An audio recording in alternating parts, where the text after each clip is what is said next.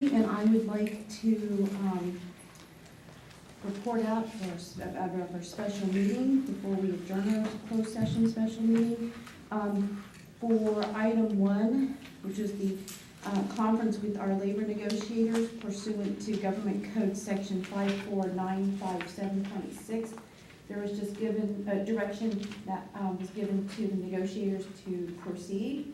And item 2, which is pursuant to Government Code 54957, employee performance evaluation of the general manager, there is no reportable action. So if I can have a motion to adjourn closed session, that would be great. Second.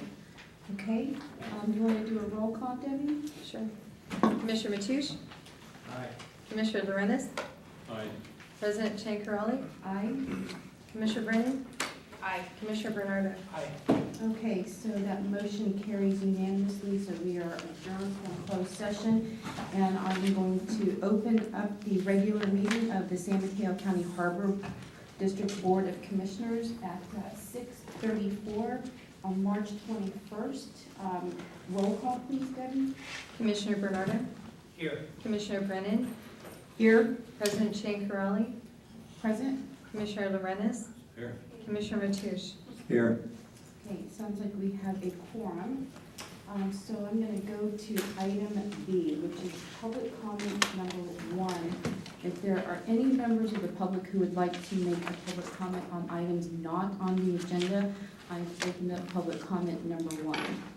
And I don't have any public comment cards for public comment number 1, and I don't see anyone at the podium, so I am going to close public comment number 1 and go to commissioner comments. Before we do that, can I ask to remove some things from the consent calendar? No, we're not there yet, though. Well, I just wanted to tell you so you would Oh. know in advance. Okay, well, you want to make that your commissioner comment? No, I know. So if you want me to wait, I will. Yeah, just wait, and let's just do this. And so Brandon, you want to make start off with commissioner comments? No, I don't want to go first. Okay, Robert? I have none, thank you. Tom? No, I have nothing. Ed? Yes. Okay. So I'm making it a tradition every month to give you an update on what I've been up to with respect to the Harbor District. I'll give you a quick summary on the 2 committees on which I serve, and I happen to serve them along with Commissioner Crawley. So both meetings were hugely popular and well attended, particularly the Wildlife Protection Committee. There's 2 committees that I serve on. One is Climate Change Resiliency Committee and the other is Wildlife Protection Committee. The Climate Change Resiliency Committee, the final hurdle to dredging of the launch ramp areas has been overcome. An area to store the dredge material has been identified at the Half Moon Bay Airport, and at least in concept, that's been approved. And I have to say thank you to Supervisor Horsley for his help in getting this moving forward. It was our last big hurdle. Our consultant, Brad Dramitz, gave an update on the status of Surfers Beach Sand Replenishment Project. So funding is in place, most of the permitting is either completed or underway, and the project's moving along really well. And number 3, the district's Director of Operations, John Moran, gave an update on the Pillar Point West Trail repair project. There wasn't any time for discussion because we spent quite a bit of time on the dredging projects. We agreed to continue with discussions at our next Climate Change Resiliency Committee, and that will be on April 10th at the Harbor Office in El Granada from 6 to 7. I will also be joining the San Mateo County Board of Supervisors, President Dave Pine, and others in a community working on climate change resiliency at the workshop on water management March 30th. At Kenyatta College, and if anyone in the public wants to go, just talk to me and I can give you some details. In the Wildlife Protection Committee, that was our first meeting. I gave a brief outline of the purpose of the committee, which is to work with all stakeholders to provide input on wildlife protection. to the commission. We heard about some of the needs related to marine mammals, birds, water quality protection, and we also heard from folks on dog management on district properties. I was very happy that the public was there. It was almost full room, and the outcome of that was that people decided to work together towards this common goal of wildlife protection, because there are some potentially hot topics there. And one last comment is that there's an item on the agenda that's set way back at the back of the agenda, which may have escaped the public attention because there's a lot on the agenda. It's an item number 17, which is requesting changes to the district's policy on how commissioners set agenda items. The suggested change would silence any dissent among the commissioners, so if you have any interest in that, just stick around towards the end of the meeting, because it's way in the back. Thanks. Thank you, Ed. Sabrina? Thank you. So I've got two things. The first thing is I wanted to give a quick update on the Committee for Equity in Women's Surfing. They are reaching out to our representatives in Honolulu and working with state and county and city officials to update the rules, which are called shorewater rules, for surf competitions and the permitting process. They have requested a women's division in all competitions, and specifically pipeline events, which have not included women for about 40 years now. So far, the reaction's been very positive, so just wanted to give an update on that. And then secondly, we received a letter today from James Lee Hahn, and sometimes James is able to articulate things better than I can, so I'm going to read a bit of it. The subject line is staff complicity in sexual harassment culture. Says, good afternoon, Steve McGraw. I hope you've been well. I'm writing to you once again to voice my opposition to item 17 on the agenda for tonight's meeting of the Harbor District. I'm particularly offended by the way you've re-victimized Commissioner Brennan for the sexual harassment she received at the hands of Commissioner Mateusz by singling her out in the staff report for this agenda item, but I will get into that later. I say once again because this item is a revised version of agenda item 13 on the November 13, 2017 meeting agenda, which itself was a revised version of agenda item 18 from the October 18th, 2017 meeting. I am bringing up these past agenda items to highlight your repeated, persistent effort to limit the ability of elected harbor commissioners to do their job. It is this agenda item you are attempting to undo a 2015 amendment to the resolution, or to resolution 19-13, and effectively reverse longstanding board policy, which allows each commissioner of the board one agenda item per meeting. Your repeated attempts to limit commissioner input, particularly when that input comes from a particular commissioner over the past year and more, has been disappointing. But what is really egregious this time is that the staff report for this item, you used documented and confirmed sexual harassment Commissioner Brennan experienced to make an example of her and justify your attempts to reverse the 2015 amendment to resolution 19-13. In your staff report, you call out a victim of sexual harassment for saying that she is unsatisfied with the way the investigation was handled and for bringing it up repeatedly when, in your opinion, it was already discussed by the board and should therefore be relegated to the dustbin of history. You fail to recognize or admit that Commissioner Mateusz, who did publicly state at a recent San Mateo County Harbor District Board meeting that he sent pornographic images to Commissioner Brennan and propositioned her to come with him on a private vacation, continues to sit on the same board as Commissioner Brennan. This is not old news, as you seem to claim. At this point, I no longer expect you to care about women or about good governance anymore, but I do hope you consider the optics of your actions. For you to call Commissioner Brennan's attempt to hold the perpetrator accountable is merely an attempt to further a personal agenda, in quotes, which, in quotes, distracts from the business of the district, end quote, is really offensive. You are an old white man shielding a fellow old white man who has mostly escaped accountability for his actions from further scrutiny and calling the victim's attempt to find justice a distraction, in quotes, while avoiding the fact that perhaps the fact that the sexual harasser continues to sit on your board is the biggest distraction of all. You are showing your active complicity in the culture that repeatedly attempts to demand and demean and silence women who speak out, while elevating and rewarding those who perpetrate the status quo, which includes women like Board President Chan Karali. Again, I'm writing to register my opposition to Agenda Item 17. While I would have opposed to it anyway, the fact that you are trying to punish Commissioner Brennan and re-victimize her via an extremely petty, poorly constructed staff report Time limit. is unbecoming of district staff and certainly unbecoming. You're out of order. I'm gonna finish my sentence. And 3-minute break. unbecoming of the 3-minute general break, manager. please. I hope you apologize to Commissioner Brennan tonight The camera's and gonna be turned reconsider off. the way you do business at the Harbor District. Thank you. Turn it off.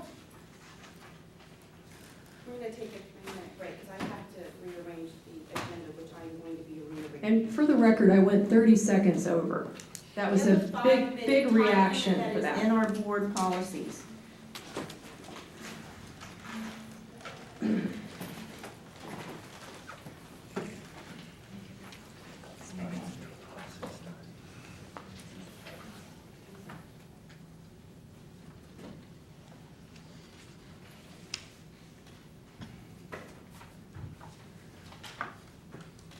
So we're taking a 5-minute? Is that right? 3-minute, I'm almost done.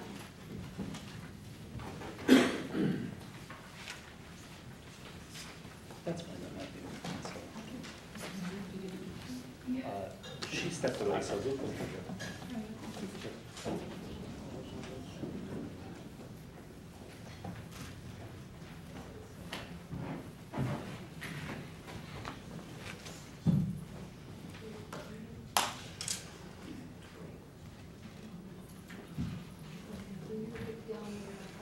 In terms of my commissioner comments right now, so I'm going to move to the presentation of the special presentation by the California Special Districts Association, the CSDA, the Special District Leadership Foundation, and I believe that we have someone here from CSDA and SDLF.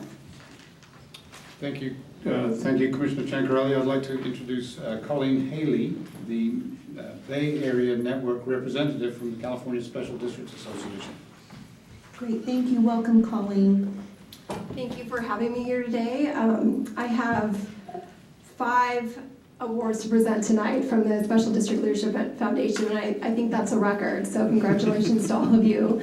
Along with that, we do have formal talking points to go along with each certificate, so if you don't mind, I'm going to run through those. And then we also ask to take a picture at the end that we like to promote on our Facebook and give you some good public relations support there too. So if the board's interested, we can do that at the end. At the end of your presentation? If that's At the end of permissible. your presentation, Okay. and not at the end of the meeting. Oh, no, sorry, that's what I meant. Thank you. That's what I meant. Okay, so I'll go ahead and read the formal talking points now. I'm going to start with the District Transparency Certificate of Excellence. First of all, the Special District Leadership, can you still hear me if I'm, okay, it's just a little awkward. Yes. The Special District Leadership Foundation is a 501c3 not-for-profit foundation arm of CSDA dedicated to promoting excellence in special districts through recognition programs that highlight and focus on implementation and government's best practices. There's 4 of them all together. There's 2 for the districts as a whole. The first one is the District Transparency one, which you earned here today. There's also a District of Distinction, which would be the next step. and then 2 for individuals. One would be the Special District Governance Certificate, which most of you earned here tonight. And then also there's one for district administrators, which is, of course, the Special District Administrator Certificate. So now about the District Transparency Certificate of Excellence. It was a program created in 2013 as an effort to promote transparency in the operations and governance of special districts to the public and to provide special districts with an opportunity to showcase their efforts in transparency. The 3 basic main subject areas in which staff had to complete, they do take quite a bit of work to compile, so congratulations to the staff that worked on those. The first one is the basic transparency requirements, would include current ethics training certificates for all board members and timely filing with the state controllers, special districts financial transactions and compensation reports. The second is website requirements, which include posting the board meeting schedule, district's mission statement, current audit and budget, and the board of directors roster with terms of office on the district website. The outreach requirements, which the district has to select 2 of the following, which include a regular district newsletter, annual informational public budget hearing, and or a community transparency review. So those are the things you had to do. Now, why is transparency so important? Because the public has a right to access an open government. Special districts, regardless of type or size, are public agencies that use public money and provide public services. The district's business is the public's business. Transparency means a district that is open, accessible, and engages the community. Easy access to district information through mediums like a website provides for an opportunity for constituents to better understand their district, and because transparency allows for accountability. So therefore, the presentation of the certificate means the district has completed a comprehensive transparency checklist that includes general website and outreach best practices, demonstrates a tangible knowledge of the district's transparency efforts, shows the district's commitment to being open and accessible to the public, and displays a commitment to engaging the public and creating greater awareness of the district's activities. Therefore, on behalf of the board and staff of the Special District Leadership Foundation, it's my pleasure to present the District Transparency Certificate of Excellence to the San Mateo County Harbor Commission in recognition of your efforts to promote transparency in their operations and governance of your district. Congratulations. Thank you. And kudos to the district staff for helping support this, and also kudos to the commissioners too for trying your best to be, promoting a culture of good governance. And thank you to CSDA for all y'all do for us. Well, I have several more, but one more set of talking points to deliver. Okay, I won't say what I just said again, but I meant every word. The next one is the recognition in special district governance. So the recognition in special district governance is a program that was designed to honor special district board members and trustees and is comprised of 2 parts. The completion of the Special District Leadership Academy, in which the following 4 courses are given: governance foundations, setting direction, community leadership, board's role in human resources, and board's role in finance and fiscal accountability, and 10 hours of continuing education received from the California Special Districts Association on any other statewide association specializing in local government. So why is this certificate of governance important? Because this is a recognition of an opportunity for board members and trustees to demonstrate to their constituents and fellow directors the extent of their commitment and dedication to providing the best possible service to the community they serve.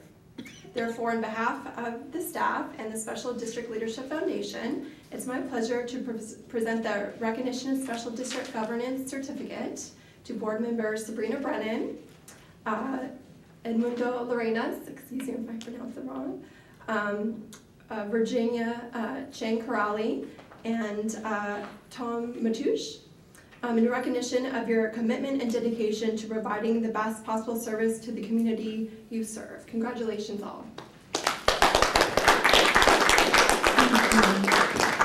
So if you want us to go down and... I think the background you have there would make for a perfect picture, so I'll just go ahead and hand these out. Who should I give the transparency one to? To the president. Probably our general manager. Steve, or The to me? president. For Okay. the picture. Oh, okay, that's fine. I don't know if I'm allowed to put. Yeah, oh, yes. Here, let me help you. Approach the. Yeah, let me help you. And then if you all stand up in front of I'm the sorry, seal Commissioner. here, then, and hold these up, we can, we got Virginia, okay? Virginia. Who's yours? Commissioner Levering. Over here. Thank you.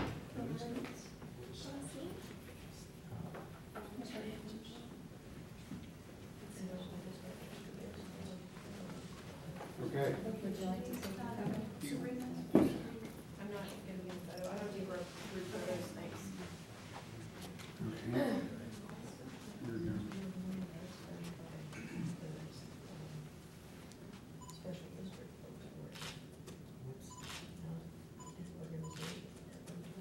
I'll hope one of them was a blurred. And I was also asked to give a presentation on our services, so I have talking points for that as well. How long do I have for that? You have some time. Okay. Thanks. It's a presentation, so thank you. Yes. You're welcome.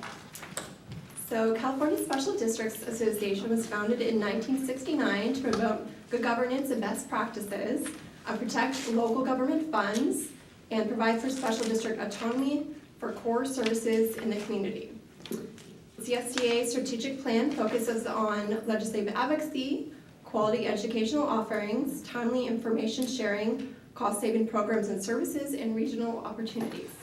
Our board of directors is composed of 18 members in 6 networks throughout the state, and composed of district officials and management staff elected to 3-year terms. We have a membership of over 1,100 agencies, comprised of independent special districts, dependent special districts, LAFCOs, and other local agencies and business affiliates. Our motto is CSDA, Districts Stronger Together.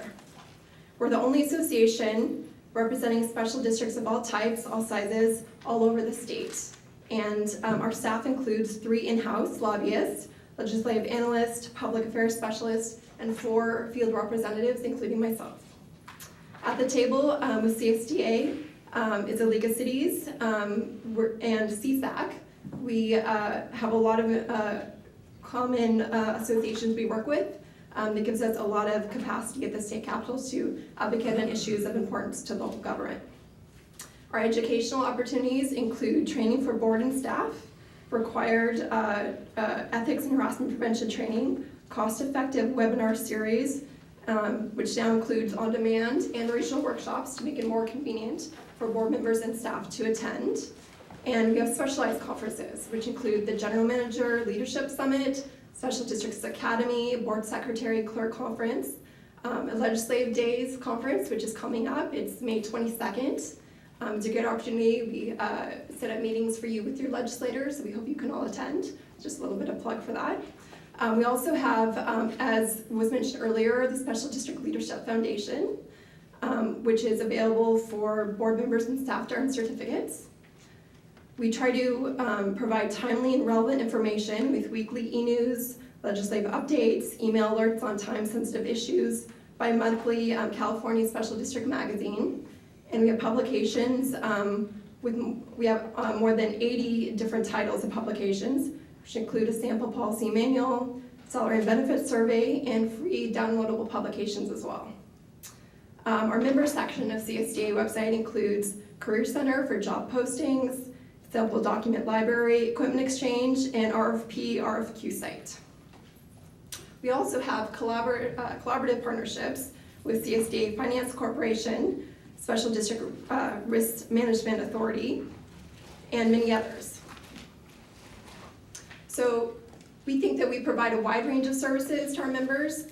We try to provide free and reduced cost trainings to you, and tax-exempt financing through our member agencies. We also have property, liability, workers' comp, and health benefits that you can access. We also have, we're always working on more and more member benefits, and right now we have a website design and hosting company we work with to provide a 50% discount to members. We have discounted group purchasing, diversified investment pools, CalTrust, discounted first aid and supply, safety supplies, utility cost analysis, and district purchasing card, to name a few. That is what I have to present here today. Are there any questions? Any questions? Okay, come to Ed, please. So I'm a new commissioner. I've been at this a little over a year, and I have to say that you folks have been fantastic in helping me figure out how to do this. You've been a great resource at the meetings, and either through email or direct phone calls, you've answered my questions on a timely basis, and you've made my job a lot easier than it would have been otherwise. So I really appreciate it. Thank you. Thank you. That's always good to hear. We really appreciate that. Thanks, Ed. Any other comments? I've got a couple comments. Yeah, so thanks for coming tonight. And I just wanted to say that after doing CSDA training for over 5 years now, it's been incredibly valuable, and especially your conferences. I always learn things that I just have no idea about, and then it's great to follow up with some of the trainers from year to year, especially some of your attorneys that come in with excellent expert advice. I'm thinking of your CEQA attorney, who I've learned a lot from. We actually have a white paper in our packet tonight, which is from Coda, Cole, and Huber, and they first came to my attention in a CSDA training in Monterey. This was at one of your yearly, I forget what you call it, the Annual conference. Annual conference, yes, thank you. And so they gave a presentation, and I believe they're going to be doing that again this coming year, specifically about the California Voting Rights Act and the new legislation which makes it easier for special districts to transition from at-large elections to district elections. So it was kind of the first I learned of that in depth was through your training. And the white paper that's in our packet tonight is hot off the press, and I don't think you guys have even published it yet, but it was written for CSDA. And I happened to be talking to Sean, so he emailed me a copy of it, and it's the title is Converting from At-Large to By-District Elections under the California Voting Rights Act, Understanding the Safe Harbor Process from Start to Finish. And it's really well written, and it makes the whole process easy to understand. And we've also attached their PowerPoint presentation that they did a few years ago as well. So I just think it's great that information that we're learning at your conferences is making it into our agenda packets and out into the public realm because it's published on our website. So I can think of a lot of other ways you guys have helped out. I was talking with your executive director recently, and he mentioned that there's going to be some expanded sexual harassment training, and I wondered if you could give us an update on that. Sure. Yeah, I actually do have some information about that because we're trying to get it out to our members. CSDA has always provided sexual harassment training, not only for those who it's required for, but also for board members before it was required. And we do take that issue very seriously. But in the light of the current climate we're in, we decided best to provide advanced sexual harassment training, as you indicated, and the training will consist of helping districts provide a climate where, sorry, let me just check my notes. Help districts provide and establish a culture of prevention, and then also how to appropriately oversee a harassment investigation. We also offer 6 sexual harassment prevention trainings throughout the state via webinar and on demand for board members and employees. So it's one of our most requested trainings, and we try our best to get that information out to you. Thank you for that update. I really appreciate it. And I know when I talked to Neil, I mentioned that the state legislature, and I know you guys are in Sacramento too, has been conducting committee hearings specifically about how to address sexual harassment, and they're coming up with new policy and new procedures that may filter down eventually to local agencies. And Senator Holly Mitchell mentioned that recently, and Assemblywoman Laura Friedman mentioned it as well at the last hearing that I attended in Sacramento. So it'll be interesting to see how that will hopefully improve processes for special districts down the road. Thank you. Thank you very much. Tom, Mateusz has a comment. Yes, I too spoke to Executive Director Neil McCormick, and we had a conversation pointing out the lack of need to change attendance tracking requirements when so few people abuse it at our various meetings. However, we do have a commissioner here that, for instance, in 2015, took a half a day to go hiking on the trails below Carmel and Facebooked herself, got all kinds of accolades from her friends. 2016, when she and I were the only people in front of 625 people to be eligible for a large reward, or a large recognition, I was on stage getting the award while Commissioner Brennan was on the beach Facebooking herself, taking selfies on the sand dunes and racking in the comments. 2017, it's ironic that our staff was here at a same meeting that she attended, and nobody saw her at any of the breakout sessions. 2018, there's been reports of doubtful attendance at those things too. But I sincerely appreciate the opportunity to learn and put in the days that some of us put in from start to finish and what we gain out of it, rather than treating these things as personal vacations. Great, Colleen, thank you so much for Thank you being very here and much. presenting these awards. I think I Okay, have to clear the actually, air no, on that we're going on to untrue, the consent on that item, untrue item statement by D. Commissioner Item Mateusz. D. I Do am you not, want- Okay, excuse do me, you want? Excuse me, You're out of President order, Crowley. Commissioner I Brennan, must you are out correct of the order. record on You've that already untrue spoken. statement. You have already spoken, if you had your I turn. must correct You're the going record on to on that item untrue D. statement by Is there a Commissioner motion Mateusz. to approve the That was consent calendar? slander, Is there that a- was is there a- slander, and that was Is there a untrue. second? Second. Okay, roll call, there's a motion and a second to approve the consent calendar.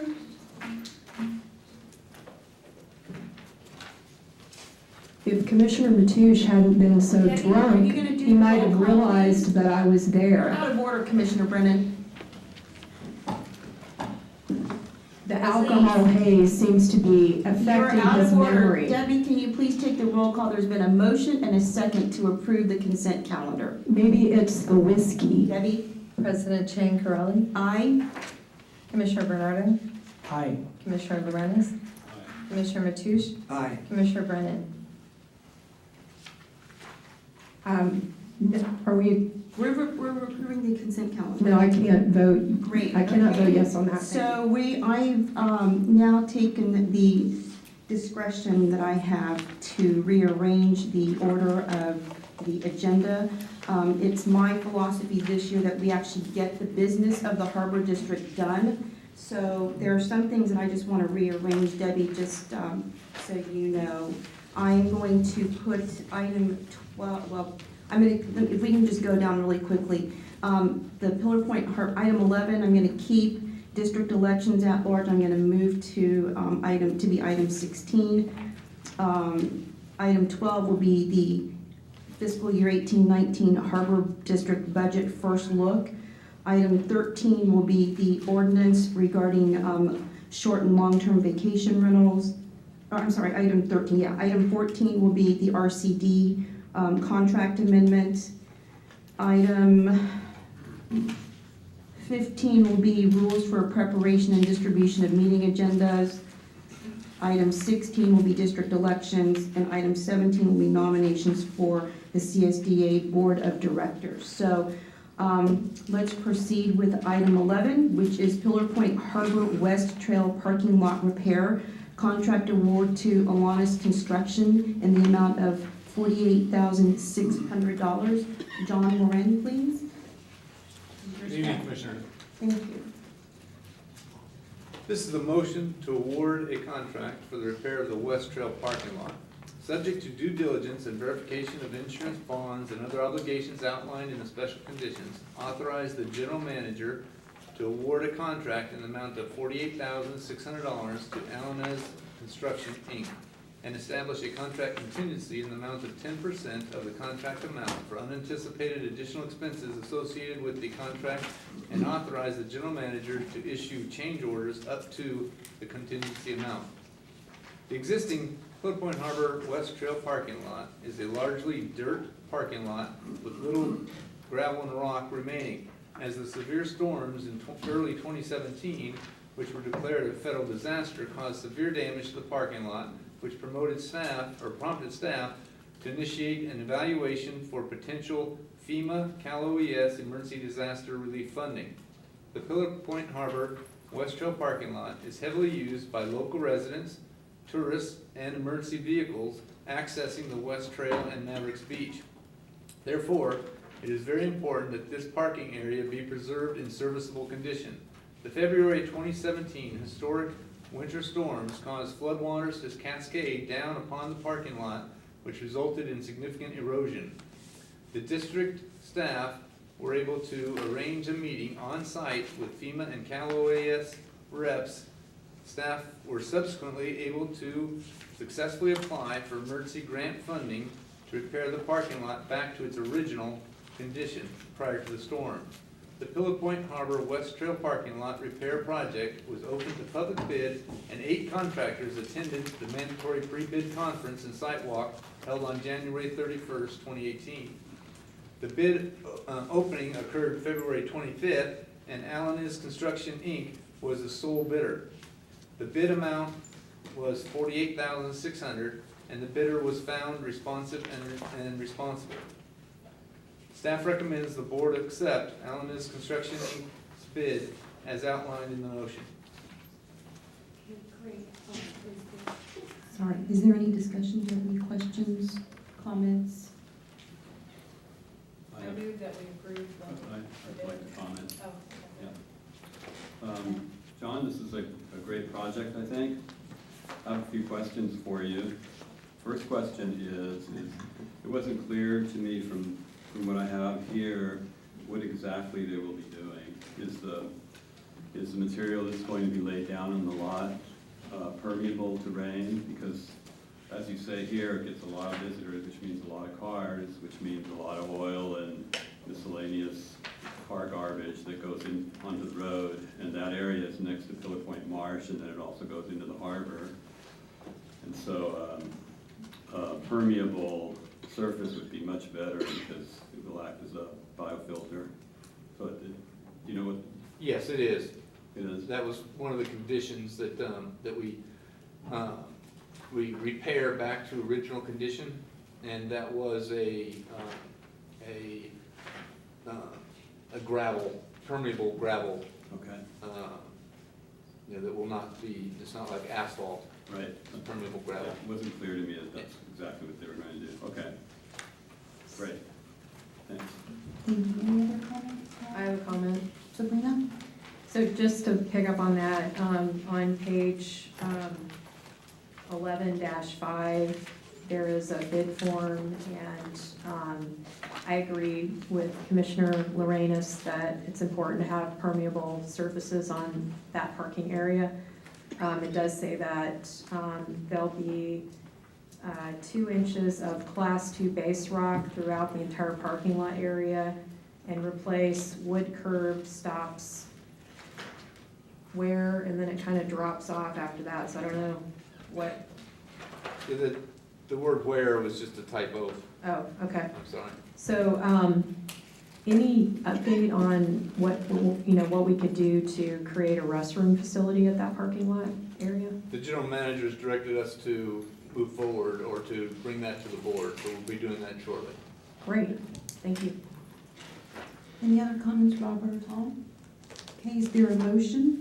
Sabrina, I think you're about to make a motion, right? Yeah, I move that, subject to due diligence and verification of insurance, bonds, and other obligations outlined in the special conditions, that we authorize the general manager to award a contract in the amount of $48,600 to Allen's Construction, Inc., and establish a contract contingency in the amount of 10% of the contract amount for unanticipated additional expenses associated with the contract, and authorize the general manager to issue change orders up to the contingency amount. Is there- Second. Roll call, please, Debbie. I don't see any public comment cards on this, so I just want to make that clear. Commissioner Mathush, Aye. Commissioner Lorenz, Aye. President Chancarelli, Aye. Commissioner Brennan, Aye. Commissioner Bernardo. Aye. The motion carries unanimously. Item 12, which is the first look at the fiscal year 18-19 Harbor District budget.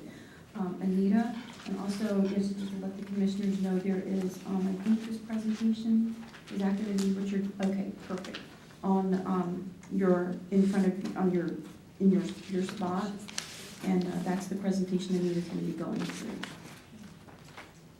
Was this put out there in the public too, in the back? Yes. Okay, perfect. Good evening, Commissioners. Before I get to the presentation, I just want to summarize my staff report. Harbors and Navigation Code 6093 provides statutory requirements for budget development. This is the Commission's first look at next year's financial plan. This commission is charged with developing a budget in 2 stages. 1, adopting a preliminary budget by June 15th, and 2, delivering a final budget to the County Board of Supervisors by August 1st. The budget that this commission adopts is the primary tool used to illustrate to the public how funds are received and spent.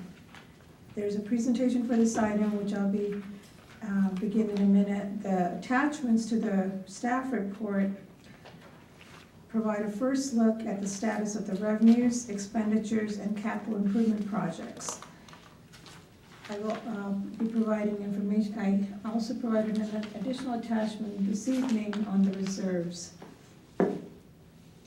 After receiving input and directions from this board, a preliminary budget will be prepared with more details and presented at the April board meeting for adoption.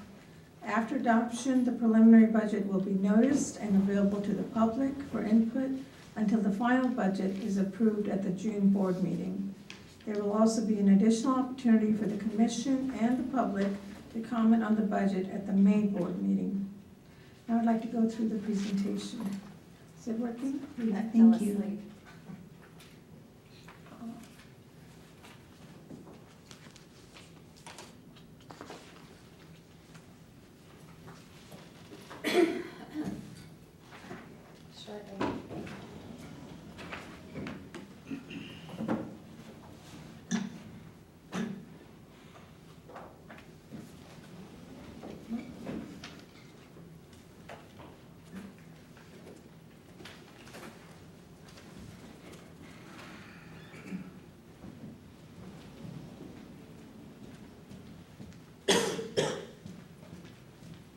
We could go through go through the handout if it's not.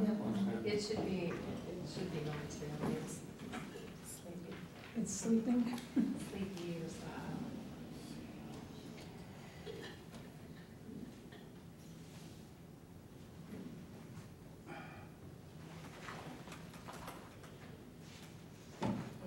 Should we just go through the handout? I think Yeah. everybody Let's has just a go to the- handout. Let's go to It's, the, here we go. okay, great. Not up on the Thanks, screen. Debbie. Yeah, it's not on the screen. Do you have the, Anita, is your, No, I don't. Now it's up to the clicker. Oh, sure. No, nothing's happening. Anita, why don't we just go through the handout, and then Okay. when Yeah, I you're think loading every- it, we can fast forward it to wherever Anita is in the presentation. Yeah, it's a short presentation since this is just the first look and everybody has a handout. Basically, the first few pages of the presentation are just about the harbor district's scope of operations. As you all know, we manage 2 harbors. The Pillar Point Harbor, located in the unincorporated community of Princeton on Half Moon Bay, approximately 25 miles south of the city of San Francisco. It's a 369 berth commercial fishing harbor that also supports sport fishing and recreational boating. And then we manage manage the Oyster Point Marina Park, which consists of a 455-berth recreational marina, public beach, and Bayside Park located in the city of South San Francisco. Second page of the presentation talks about how the Harbor District operates both as an enterprise agency and as a provider of public services. As an enterprise agency, oh, here we go. Coming up, it was up a second ago. It's getting closer. Well, enterprise agency defined as services that generate revenue through fees. Examples of these include berth rentals, liveaboard fees, boat launch fees, property rentals, and permit fees. Public services are defined as non-revenue generating services that are made available to the public. Examples of these include search and rescue operations, environmental cleanup, trail access and maintenance, beach access, public fishing piers, park and landscape maintenance, trash removal, public parking, public outreach and education, and public restrooms. What we're here to talk about today is the budget. What is a budget? A budget is just an itemized summary of estimated revenues and expenditures for a given period of time. The Harbor District functions on a fiscal year basis, and our fiscal year runs from July 1st through June 30th.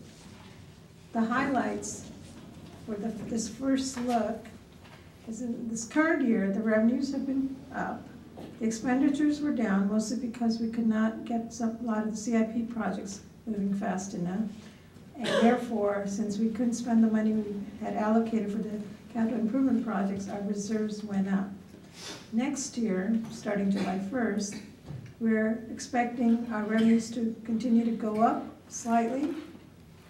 The expenditures will go up because we expect to do a lot more capital improvement projects, and the reserves should go down to satisfactory levels. Now, while the capital project agenda for the fiscal year 2018-19 will again be ambitious, staff will be returning to this commission for authorization to seek additional staff or consultant help to assist in implementing the approved project list. So the next few slides are just graphs of our 3-year trends of revenues. As you can see, in 2016-17, we had about 11 million in revenues. What we're projecting by the end of this year, in 17-18, to have about 11.6 million in revenues. And what we're projecting in 2018-19, next year, is about 12.7. As far as our expenses, I have them broken out by capital expenses. There it is. Okay. Thank you. Okay. You can advance it and do it from that. Sorry about that. Technical difficulty. There we go. That's the one. So the capital expenditures in the light blue, as you can see, our actual expenditures for capital projects in 2016-17 was $915,478. What we're projecting by the end of this fiscal year, by June 30th, to spend about 4.7 million, and next year 12.2 million in capital projects. As far as supplies and services, that's our non-operating expenses. This, in 2016-17, the actual is 3.4 million. Current year, we're projecting 2.6 million, and next year, 3.6. And the projection as far as salaries and benefits, well, the actual is 4.1 million, which was in 16-17. Current year, we expect to spend 4.6 million, and next year, 5.1 million.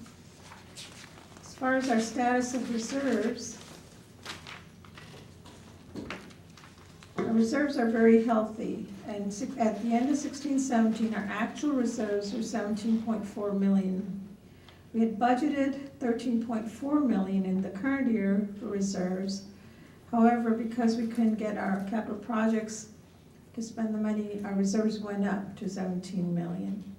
Next year, we expect to spend 12 million in capital projects, so our reserves will be down to 8.7 million, which is actually still very healthy. Our minimum and unassigned reserves per district policy, 4.4.3, be at least 10% of projected annual revenues, which in this case is 1.2 million. Minimum total reserves, exclusive any restricted reserves, must be 20% of revenues. The next slide gives you a detail on the different reserves that we have that total to those numbers that I just explained. We used to have 16-17 a separate item which was called committed for emergency reserve. That has actually been rolled into the unassigned at this point. Committed reserve for district office, that's 1.5 million, and it's continued to be that. That money came from, we believe, a land sale that occurred. Assigned reserve for vehicle assets shows you how much we had in the budget and how much we plan to have next year, and that's mostly well, it explains you right there, vehicle and vehicle assets. Capital asset replacement reserve, that's for the 4,000 that we had this year was for 2 trucks, and next year the 37,000 includes the 2 trucks plus the radon boat that was repaired this year, so that 37,000 includes the amount for that. The election reserve, the finance committee at one point decided that we should at least budget half of what the elections cost in our non-election years when we aren't spending the money on the elections. So in our fiscal year 17-18, which is the current year budget, we had budgeted 375,000. 18-19, we are not budgeting anything because that's when we will be spending the money. That's the election year. Assigned for encumbrances and the assigned for payable liability, district policy had decided that we were not gonna be putting money in those reserves. And customer deposits and prepayments, we are continuously budgeting at least $500,000 in there. Assigned for fund determination, benefit liability, and we're budgeting, that's for our longevity. That's 3.4 million for next year that we're projecting, and for unassigned, again, we are budgeting 2.9, which exceeds the minimum that's required. Again, this is just the first look at the fiscal year 2018-19 budget. After we receive this direction and feedback, staff will bring the fiscal year 18-19 preliminary budget to the April board meeting with a lot more detail. And that concludes my presentation. Thank you. Thank you, Anita. I'll open it up for commissioner comments or questions. Ed, Sabrina, Tom? I have a few questions. Please, Ed, go do you ahead. have something? Yeah, I do. Oh, Ed, please. So my question is this, and see if you can follow it. I'm not exactly sure how to ask it. So we have our running expenditures, and then we also have our revenues. And so if you accounted for some percentage of repairs and just running cost of operating maintenance, how does that reflect over time with respect to adding to our reserves? Because we're moving our reserves down, so at some point you want to bring them back up. And so if you looked at those differences, will we be putting money into reserves, or are we flat? Do you understand my question? Yes, I believe so. It all depends on how much we end up spending on capital projects. So as you can see, last year, at the end of the year, we had 17 million in reserves. This year, because we couldn't get to our capital projects, we spent very little, not the amount we expected to, and we're going to spend 4 million versus what we were expecting. We ended up, reserves are again, by the end of this fiscal year, going to be 17 million. Next year, even though our revenues are gonna be slightly up, and that's what we're projecting, our reserves are gonna go down if we meet our goals as far as the capital projects, which we're expecting to spend about 12 million in capital projects next year. But our reserves will still, by the end of next year, will be over 8 million. So, it all depends on how much you end up spending, the reserves will go up and down, but we're never gonna get to the point where we don't have satisfactory levels and make sure that we don't budget more than we can to make sure that we have satisfactory levels of reserves. So I guess that was my question, projecting out into the future once we've done the capital projects. Yeah. Sounds like you're saying that the way the organization has revenue versus expenses, that there will be, you'll run it with the ability to increase the reserves. Because you have to have some level of reserves in the future. Right, Is that and what you're saying? yeah, and last year's final budget, we actually had a chart that estimated what our reserves will look like over 5 years if we did capital projects and if we didn't do capital projects. And based on that and the final budget, even if we did all the capital projects we had been planning in our final budget for 5 years, we would still end up with 10 million in reserves by 2022. Okay, so that, I guess that's my question, that hasn't changed? Yeah. Okay. Is that it? Yeah. Sabrina? Thank you for the update on the budget for our first look. And I was wondering if this presentation was available, because I noticed it's not in the packet. Yeah, we were gonna put it on the website. It's on It's on the website now. Okay, as so of just yesterday. going forward, should we know to look on the website every time there's a budget item, or are these presentations gonna be included in the packet? Well, our goal is to try and include them in the packet, but sometimes we just. Oh, okay. Yeah. Okay, I just wasn't sure if that was like a new thing, that we were doing it different or something, because I didn't. It just says when we can have them ready. Yeah, got it, okay. I just wanted to know going forward if I should be Sure. looking at the website for that. And then you mentioned, well, I know usually we show more of a breakdown by facility and blah, blah, blah, so that's coming later. Yeah, and actually the attachment to the staff report where you look at the capital improvement projects, it is by facility. And even the operating and the operating expenses and the revenues, they are also broken out by department if you look at the first look for next year. So we did try to break it out by department. That information, some of us, I think Robert and I have talked about this before, some of us are more visual learners. Sure. So if, we can see that information in the form of, charts and graphs and in the presentation. I know it's early, so you haven't gotten to that yet, but that type of presentation is a lot easier for me to make sense out of. Sure. That's helpful, just to have those visual cues. And then the other thing, the last thing I had was just, you mentioned the reserve for election costs at $375,000. Could you remind me of, I believe it was close to 600,000 for our last election? It's actually 752. Oh, okay. But we, the finance committee at one time suggested that we budget half of that amount in our budget for, in the reserves, and the rest comes out of operating. So that was just so that we would have some money, not all of it coming out of the operating in that year, so we can use previous year's reserves. So we're just allocating half of that amount in the previous year's reserve in that category. So that's why it's 375. Okay. But the total cost is 752. Okay, so 752, but do you recall offhand what, you probably don't, what it was the election before the last election? No, I don't have that information. Okay, so I was wondering if going forward with the budget, if we could also be looking at the reduction in the cost of election by moving to by-district elections and away from at-large elections, because there's going to be a significant reduction, and I think it's about 50% savings. So that would mean our election costs from 752 would be reduced in half.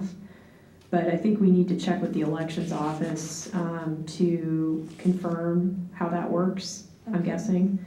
And I did hear a presentation from Mark Church recently at the San Mateo County Democratic Central Committee meeting, and he did specifically say that his office was available to help with any local agencies that were in the process of transitioning to district elections and what the election costs, he can help with, his office can help with figuring out what the election cost reductions would be.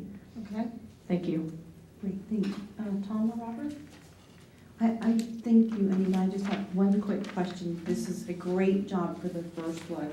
But I just wanted to ask you something about page 6 on your presentation and the first look 18-19 projection of other revenues is 7.336 mil. And then we have your 17-18 projection here of 6.563 million, but on this spreadsheet in attachment 1, you have 6.9 is the projection, so that's. It's because there was an error, and I corrected it on the presentation here, but we couldn't change the printouts. Okay. This is the budget number rather than the projection. Oh, So the okay.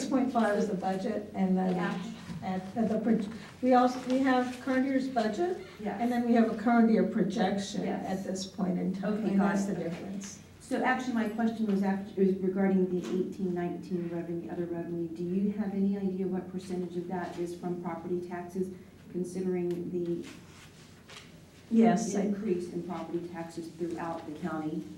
yeah, I do, actually. I didn't see it in your report or in the presentation, but I may have missed something, but if you have that number, that'd be great. We're expecting, and this is just, again, a very preliminary projection, we don't have the information from the county yet, but we are expecting 6.9 million in property taxes, So, and then the rest of okay, so wait a second, so then okay, that's that 17-18 projection on the attachment 1, is that the 6.9? You asked me, out of the 7.3 Great, yeah, 6.9 will be. at least property taxes.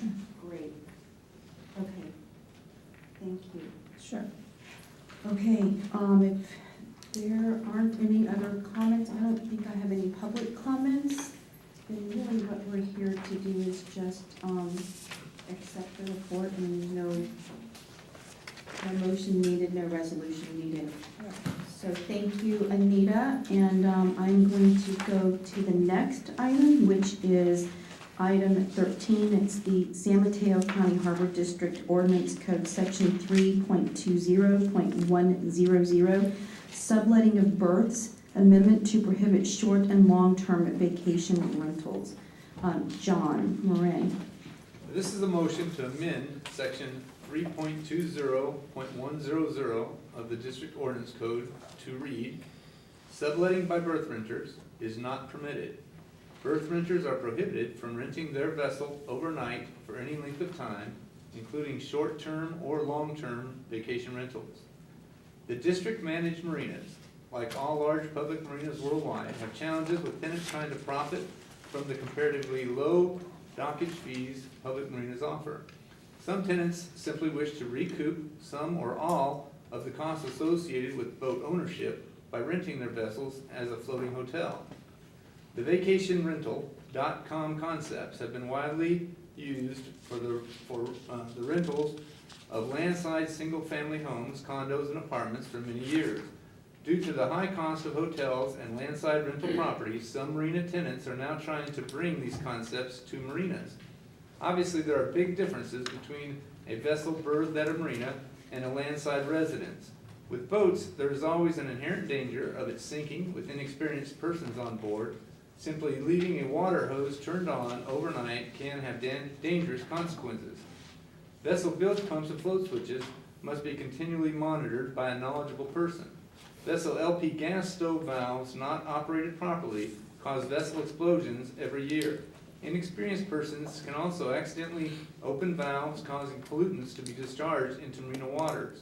Renters on vacation or attending a sporting event often have large parties and invite many others, degrading the quiet ambience and pleasant experience of long-term tenant neighbors. Unlike landside homes, vessels are often just inches apart. Security concerns increase whenever unknown persons are allowed on the docks. Marina dock gates are often blocked open, causing security for all to be threatened, and marina rules become very difficult to enforce. The above challenges are some of the reasons why the vast majority of marinas worldwide have strict rules against sublets, which includes sublets through .com marketing venues. The district ordinance code section addressing this at present is very short. It simply reads, subletting of berths. Subletting by berth renters is not permitted. That's all it says at present. Subletting by berth renters is not permitted. District staff recommends amending this section to read the same, but add more clarification to now read, subletting by berth renters is not permitted, but add, berth renters are prohibited from renting their vessel overnight for any length of time, including short-term or long-term vacation rentals. Alternatively, the board may wish to consider allowing tenants to profit from subletting their vessels, including the use of .com venues, under controlled additional rules yet to be fully vetted by legal counsel to protect the district interest. District staff could find only one example of subletting being successfully allowed, and this was at a privately owned marina. Although this sole example of successful sublet operation would be one to pattern after, district staff do not believe it realistic for a publicly managed facility and do not recommend this option. Should the board so direct, staff will return at a future meeting with a proposed ordinance that would attempt to address some of the potential issues involved in allowing tenants to profit through sublets. At the December 2017 board meeting, the sole previously approved Princeton Waters commercial activity permit, which allowed this owner to sublet, was brought before the board for renewal consideration.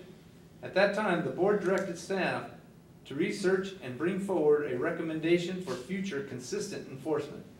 At this board meeting, the board decided to extend the Princeton Waters cap until this March 21st, 2018 meeting.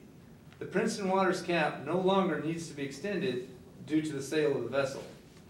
District staff recommends the board direct staff to amend section 3.200.100 of the district ordinance to read as suggested in the motion. Okay, I'll open it up to commissioner comments or questions. Motion to amend section 3.20.100 of the district ordinance code to read, parentheses, subletting by berth renters is not permitted. Berth renters are prohibited from renting their vessel overnight for any length of time, including short-term or long-term vacation rentals. Second. Okay, I just have one public comment that I just want to acknowledge, and it's from Mary Lorenas. And basically, she is in support of John Moran and in support of this motion. If there, do you have a discussion? Sure, Ed? I'm in complete agreement with this.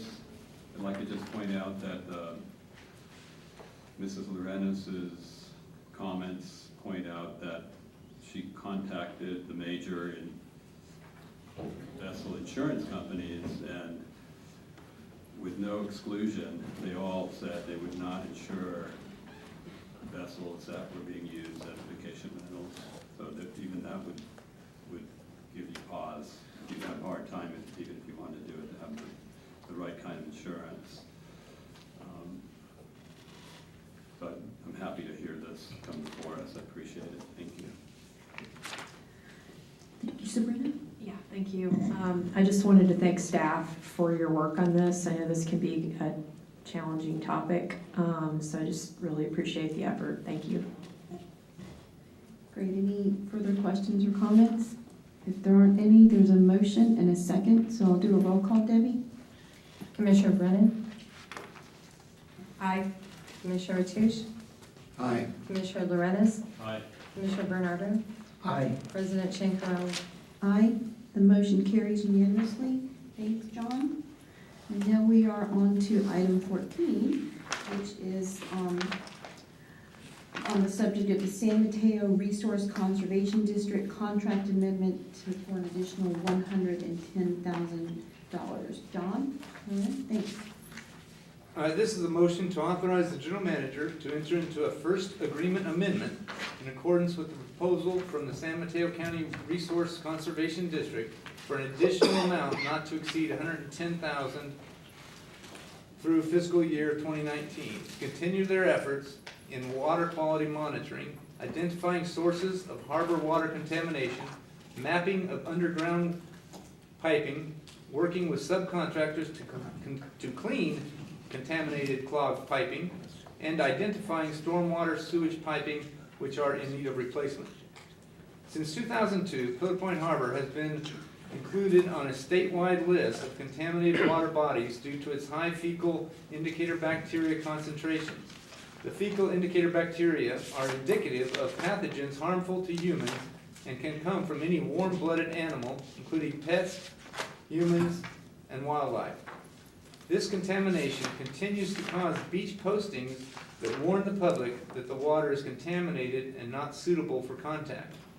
In 2008, RCD initiated the Pillar Point Harbor Source Identification Project to help characterize sources of bacterial contamination in the harbor. To follow up on this study, agreements were adopted between the district and RCD to further address this issue and other water quality concerns by monitoring various water quality parameters within Pillar Point Harbor, as well as stormwater outfalls flowing into the harbor from upland. Most recently, RCD has led an effort to ensure the integrity of stormwater sewage pipes leading to the outfalls, as faulty pipes could cause cross-contamination and/or pollutants entering the stormwater pipes from groundwater.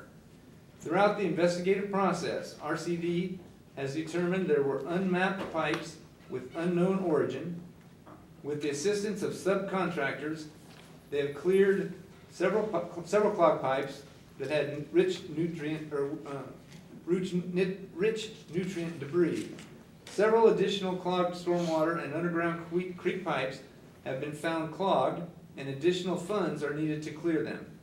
These additional unanticipated needs have caused RCD to prematurely expend the previously agreed upon funds. Therefore, RCD requires an amendment to the current agreement so that their work can continue uninterrupted. RCD gave a detailed update presentation of their findings thus far and first flush results at our board meeting last month, and will continue to give, at minimum, biannual updates to the board and the public. Staff recommends board authorize the general manager to enter into a first agreement amendment as proposed in this motion. Great, I'll open it up to commissioner comments or questions. I have a comment. Please. So I just wanted to, again, say that the presentation from the Resource Conservation District on this topic, which I believe was at our last meeting, is that right? Yes. Yeah, it was thorough and, as usual, excellent. And I don't have any questions.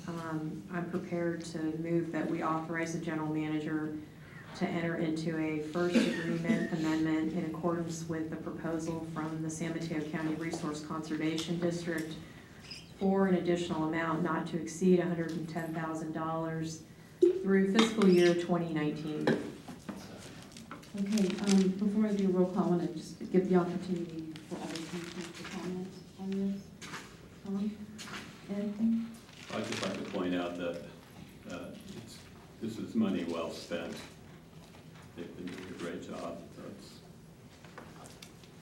And I'll add that to my comment to the positive and collaborative relationship we have with RCD. So I appreciate your work with them, Steve and John. I think it's an important relationship, and if you can let them know and thank them for their work, and that we'll do what we can to support our mutual goal that we want to accomplish, that would be great. Okay, there's a motion in a second, so can we do roll call, please? Commissioner Lorenz? Aye. President Chancarelli? Aye. Commissioner Bernardo? Aye. Commissioner Brennan? Aye. Commissioner Mateusz? Aye.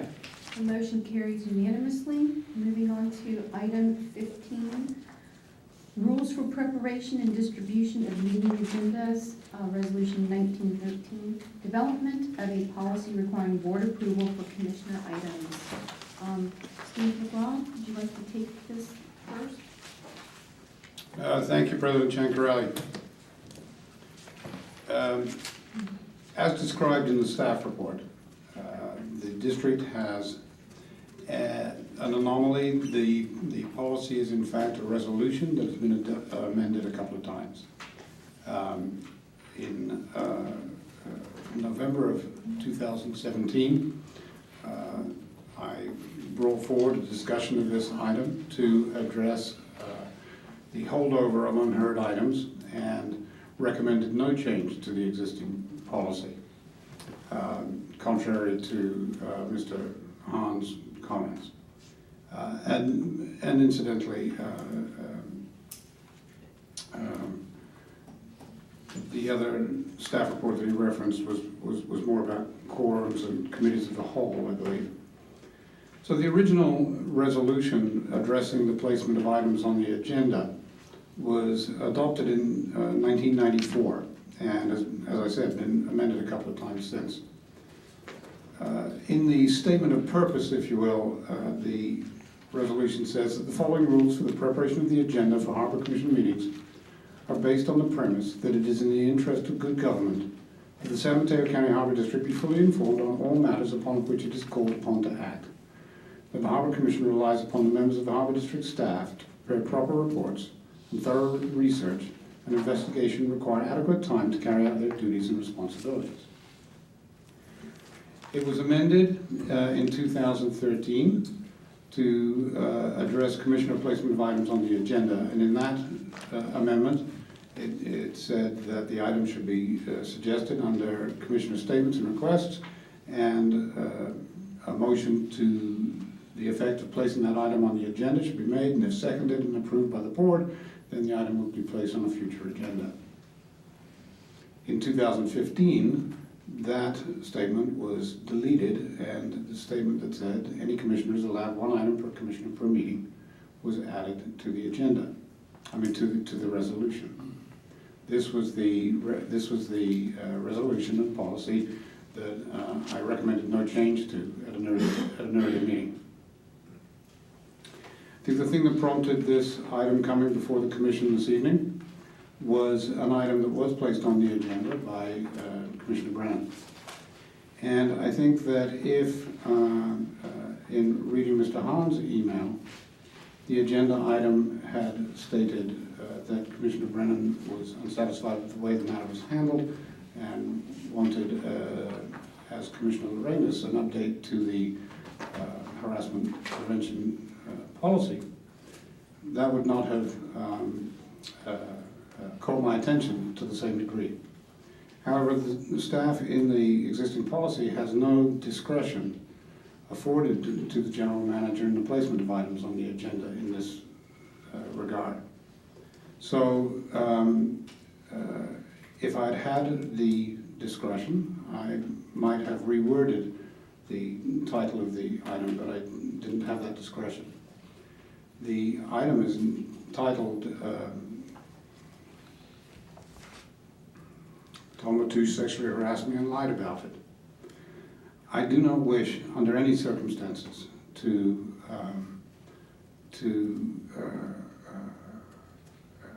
create discomfort, unease, or any additional pain for any of the individuals involved, and particularly Commissioner Brennan. However, in referencing back the statement of purpose for this policy, that the district be fully informed on all matters upon which it is called to act, I reviewed the action taken, or the discussion held at the last meeting where this item was discussed. The board waived privilege on the report, and the results of that investigation are now public.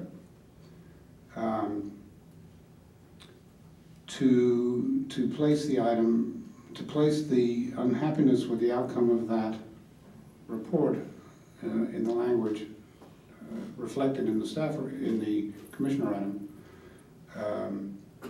did not seem to me as a general manager to serve best the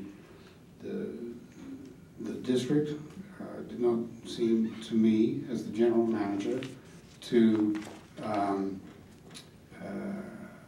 provide for an item that the Harbor District be fully informed of all matters upon which it is called upon to act.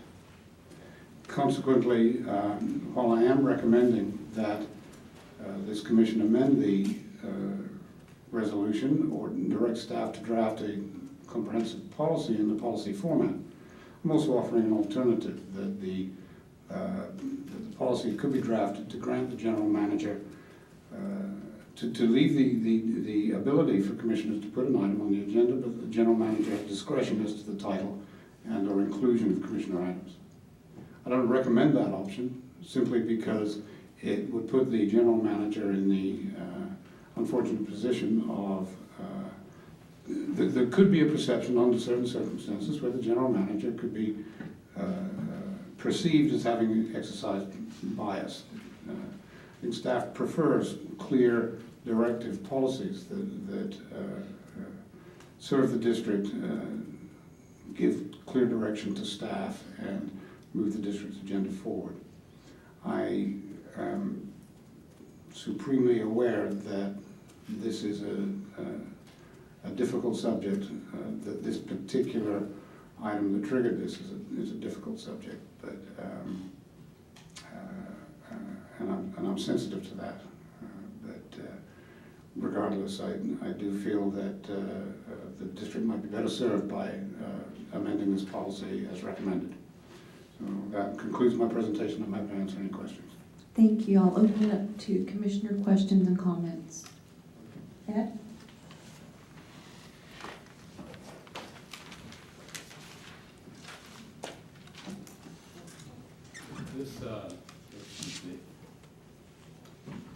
I don't find this a difficult subject at all.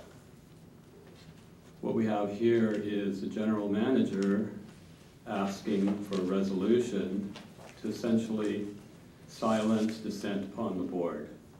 Think about it like this. There's 5 commissioners.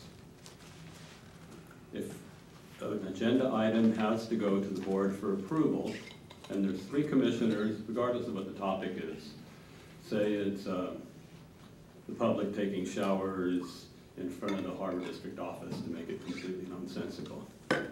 If 3 commissioners do not want that topic on the agenda, it won't get on the agenda, there will be no public discussion. So it's a way for the general manager to turn something that's the district, which is supposed to work in a democratic way, all voices, including the dissenting voices, even if it's a topic that's uncomfortable or 1 or 2 people may not like, the point is we should be allowed to discuss it. The other thing is we have only 12 board meetings.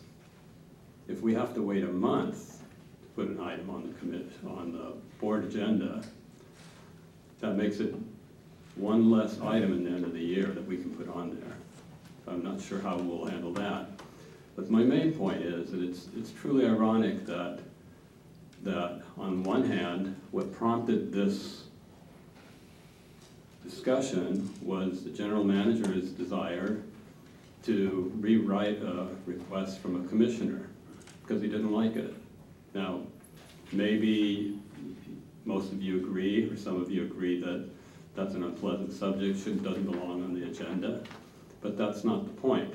The point is, by allowing this draconian policy to take place, the board would, if there's 3 members of the board that do not want the other 2 commissioners to speak, they will essentially have the ability to do that.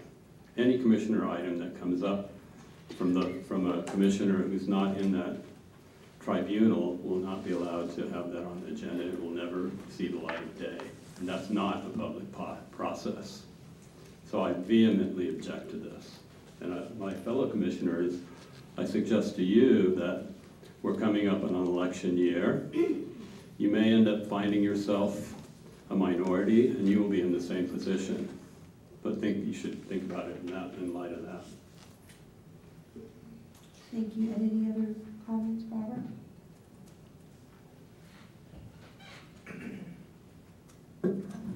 Yes, first of all, what I'm about to say, I'm going to preface by saying that I say this as a commissioner who has probably never placed an item on the agenda during this opportunity where commissioners are able to place something on the agenda.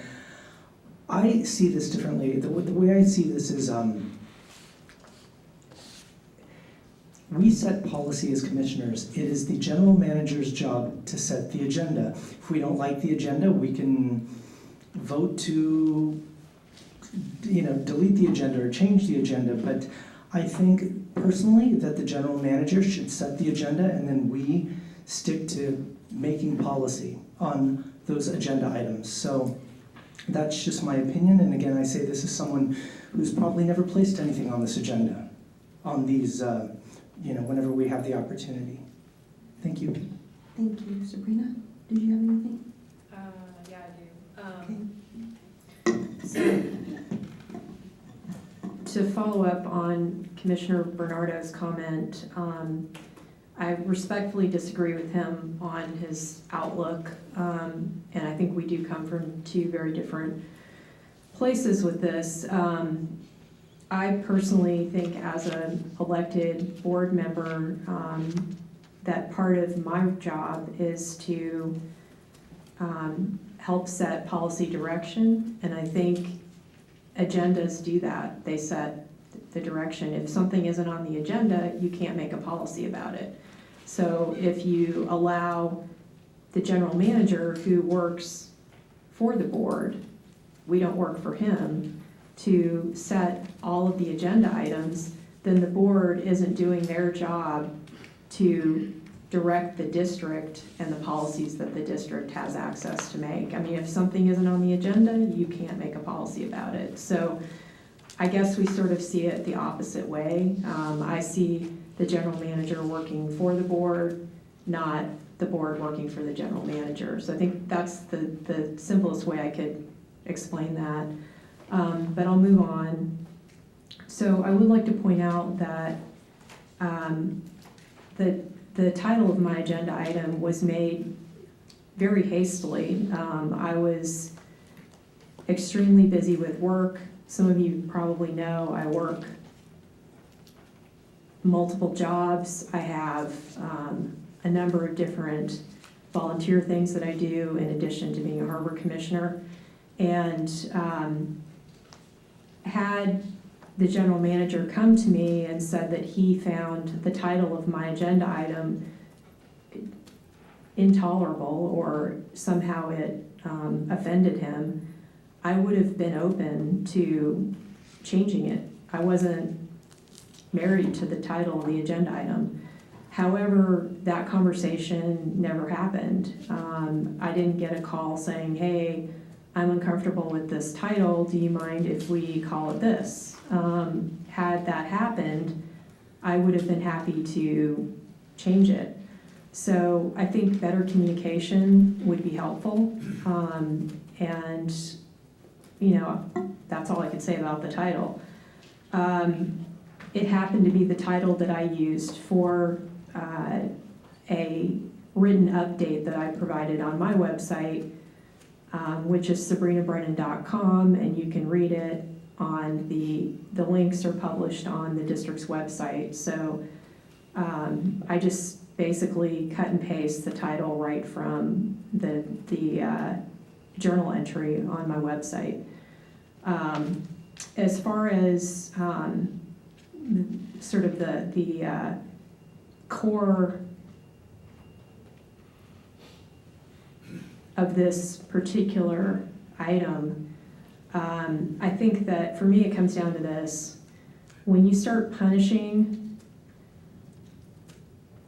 commissioners as a general manager for speaking out about sexual harassment and retaliation and taking action that muzzles them, I worry about our staff. I worry about, what about the other people that work at the district that may have a problem with sexual harassment and retaliation? What are they gonna think of this? If they need to speak out, how are they gonna feel when they see how our general manager responded to my need for closure on this item, my need to make clear what happened to me, the fact that I was sexually harassed and retaliated against, and the person who did it, I still serve with, and lied about it to all of us at public meetings, and then admitted that he actually did it, which of course I knew, but didn't admit it until he realized there was a smoking gun. So I just want our general manager to ask himself, what kind of district do you want this to be? This isn't a district that I want to be on a board of, not with policies like this. And I refuse to be muzzled. I refuse to be quieted. So if you think that this is going to shut me up, and that's clearly your intention, the way that you've worded this item and the way that you've specifically called me out personally in this item and used me as an example for taking away the board's ability to place items on the agenda, it's not going to work. It's not going to be effective. That goal that you have is not going to be met. I will find other ways of communicating about the harassment and the retaliation that I've experienced as a board member of the San Mateo County Harbor District.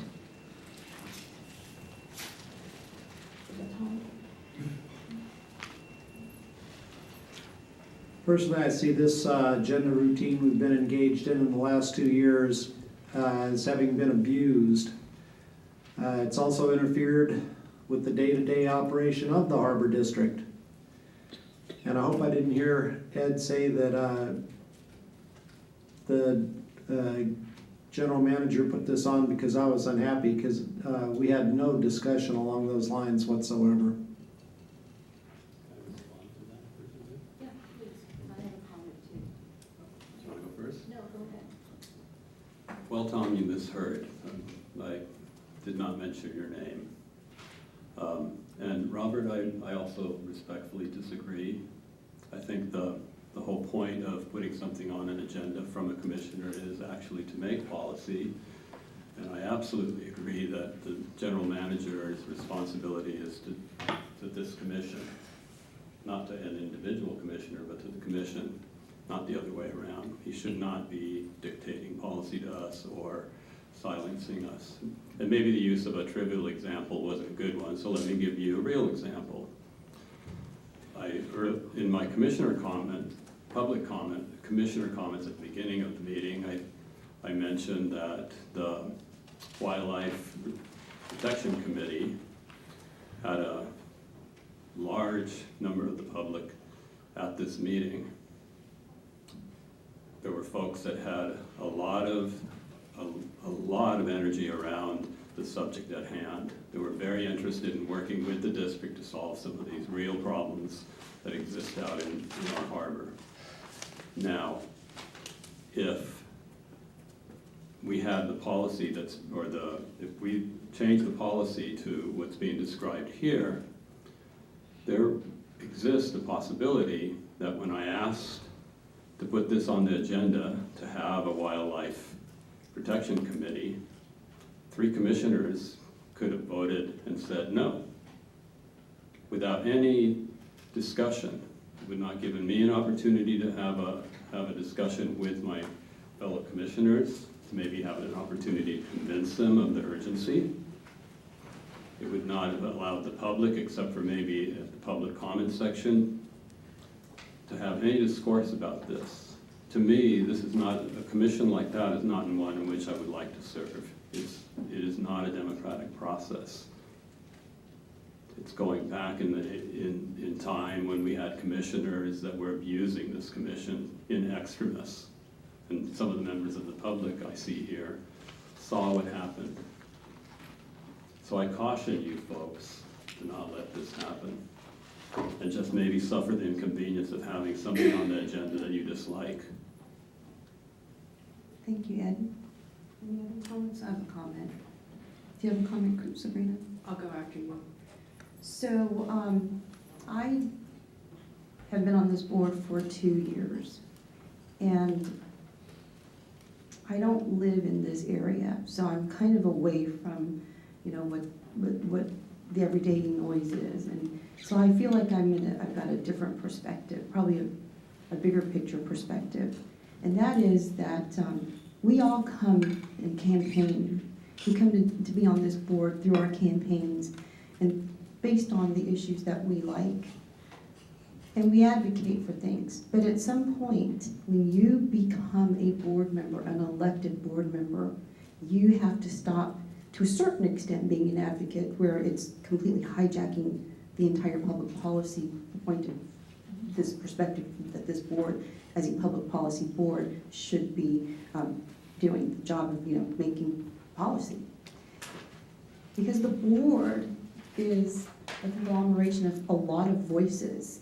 I guess I have more faith in my board members in saying that, okay, well, Ed, if you want to put something on there about adding a wildlife protection committee, I would absolutely be open to it. So to assume that I would automatically be in a majority block is actually an insult to me. As a woman, as someone who doesn't live here, I actually supported that motion.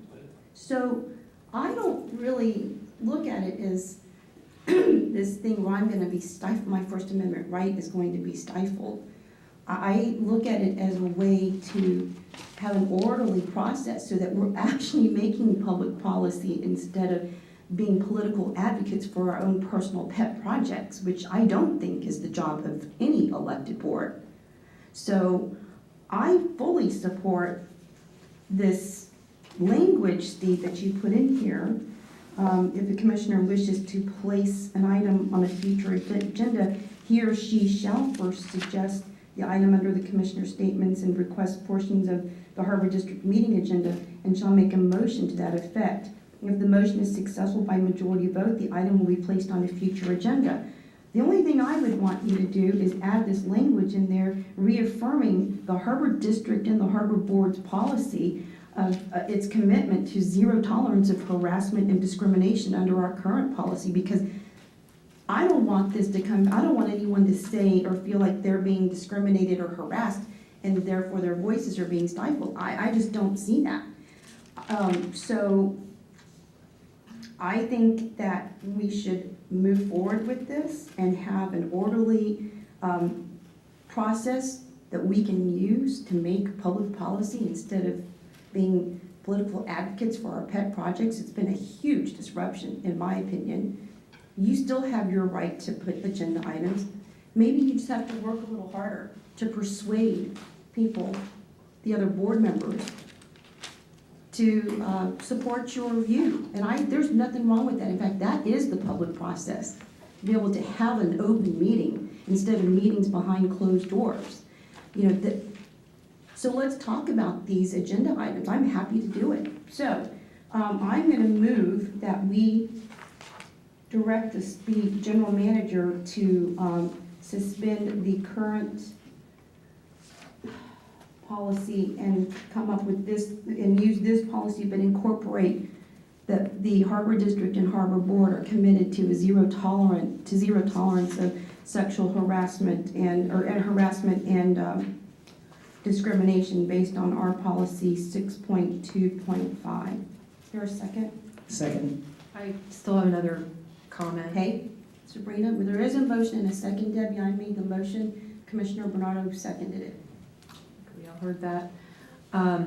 So first of all, I would like to point out that being victimized and being a survivor of sexual harassment and retaliation is not a pet project.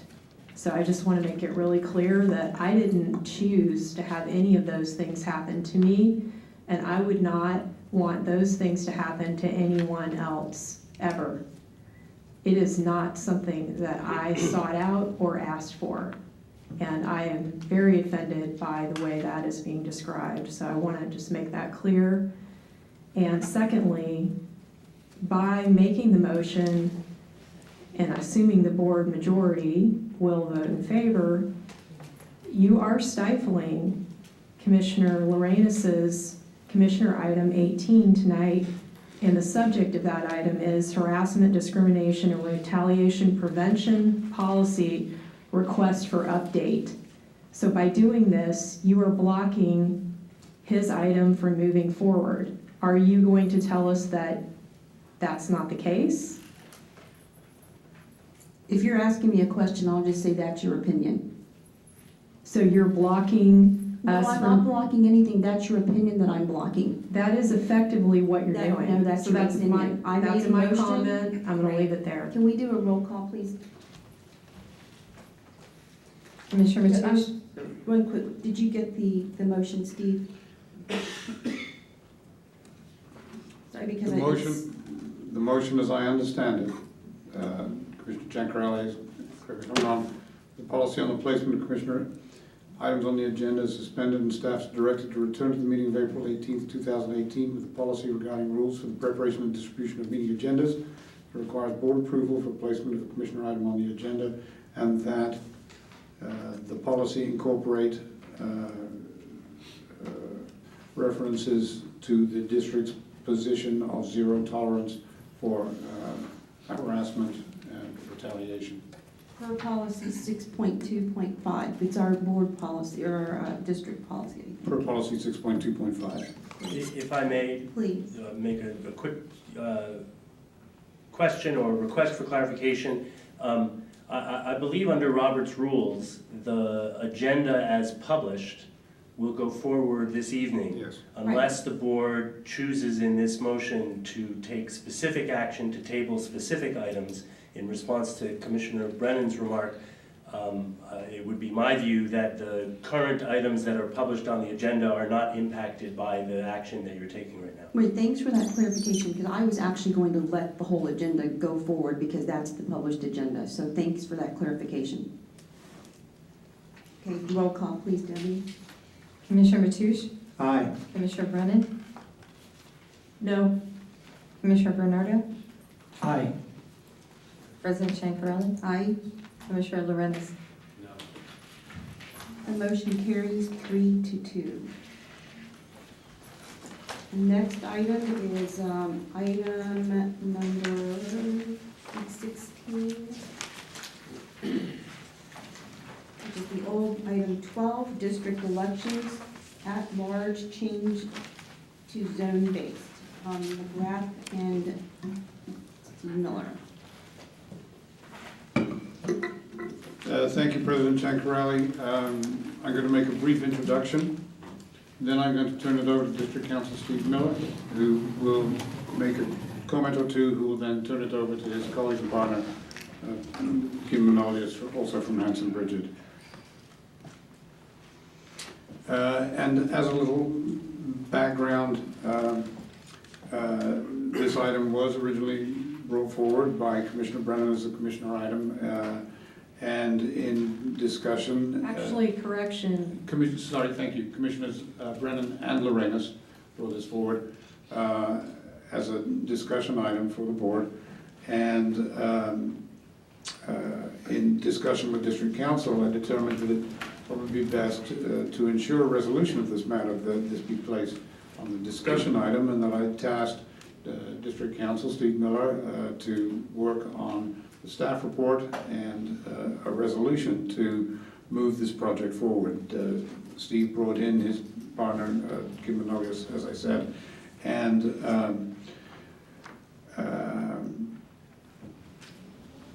with that, I'll actually just turn it over to Steve. Thank you. Thank you, Commissioners, and I'm also going to be very brief and let my law partner, Kim Manolius, lead us through this discussion, and I'm sure he will correct me if I get anything wrong here or fill in some gaps, but I wanted to just say three things quickly to provide an overview for you all and perhaps helpful for the public. The first is a question of terminology, just so that we all are clear on what we're talking about. The district presently elects its commissioners, you all, through what's called an at-large system, which means that all commissioners are voted on by all residents, all voters of the county of San Mateo. There is another type of election system called a district-based system. Because this is a district, referring to district-based systems in a district can get confusing, and so people use the term zone-based system. It means the same thing as a district-based system. In a zone-based system, the boundaries of the district, the county, are divided up into 5 zones because there are 5 commissioners, and commissioners are elected by the voters who vote and reside in each zone, and they vote for a commissioner who also lives in that zone to represent them. So I just wanted to... Could I just get a point of clarification? The zone word I find incredibly confusing because state elections law uses district, not zone. We go by, the terminology is by district or district-based. Could we please use that proper terminology as is included in state law, because it's just very confusing otherwise. I'd really appreciate it if you could do that. Sure. So the terms are, in my mind, just a linguistic distinction. So in your staff report that you have in front of you, there's lots of references to zone-based elections, and you should assume that that's what we will now just refer to as district-based elections at Commissioner Brennan's request.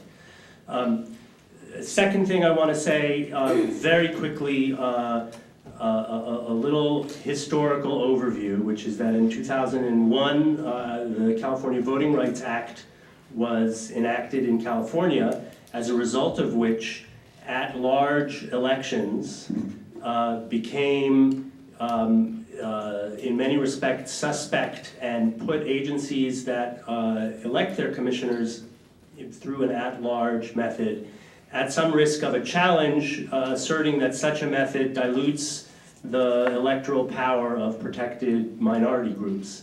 As a result of that, there was a series of challenges and lawsuits, and almost without exception, the result of those legal challenges were A, that local agencies had to switch from at-large systems to district-based systems, and B, that despite best efforts to do so in an efficient fashion, local agencies inevitably were faced with sometimes cripplingly large attorney's fees awards. In 2017, Governor Brown signed into law AB 350, which provided local agencies who wished to transition to district-based systems a safe harbor from those cripplingly large attorney's fees awards, and that if a local agency declares, as is before you on this item this evening, its intention to consider a transition to a district-based election system, and if an agency follows certain statutory procedures in honoring that intent, it is protected from lawsuits and in particular attorney's fees with a cap on the amount of the award. And that's really, from my perspective as your counsel, there may be policy considerations that may lead you to believe to be for or against different types of election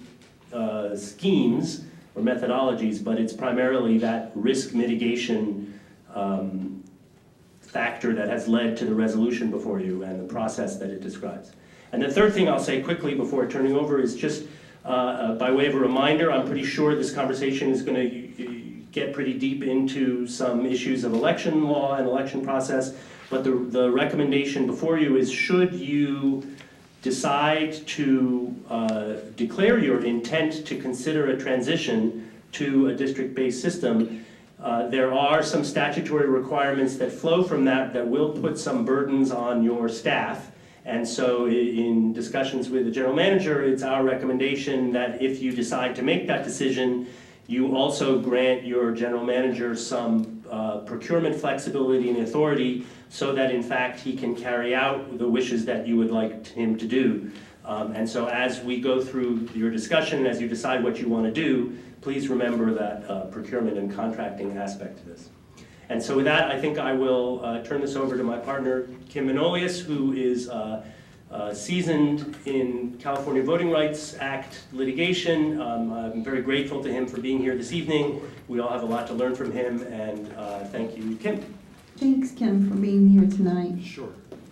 I mean, actually, the two preceding speakers have pretty much covered it. Just to be clear, what the Voting Rights Act is really after is preventing voter dilution. And just so we all understand, if you have a district with 5 at-large folks elected, then the top 5 vote getters are your commissioners, which can dilute minority vote, especially minority community vote, across the district.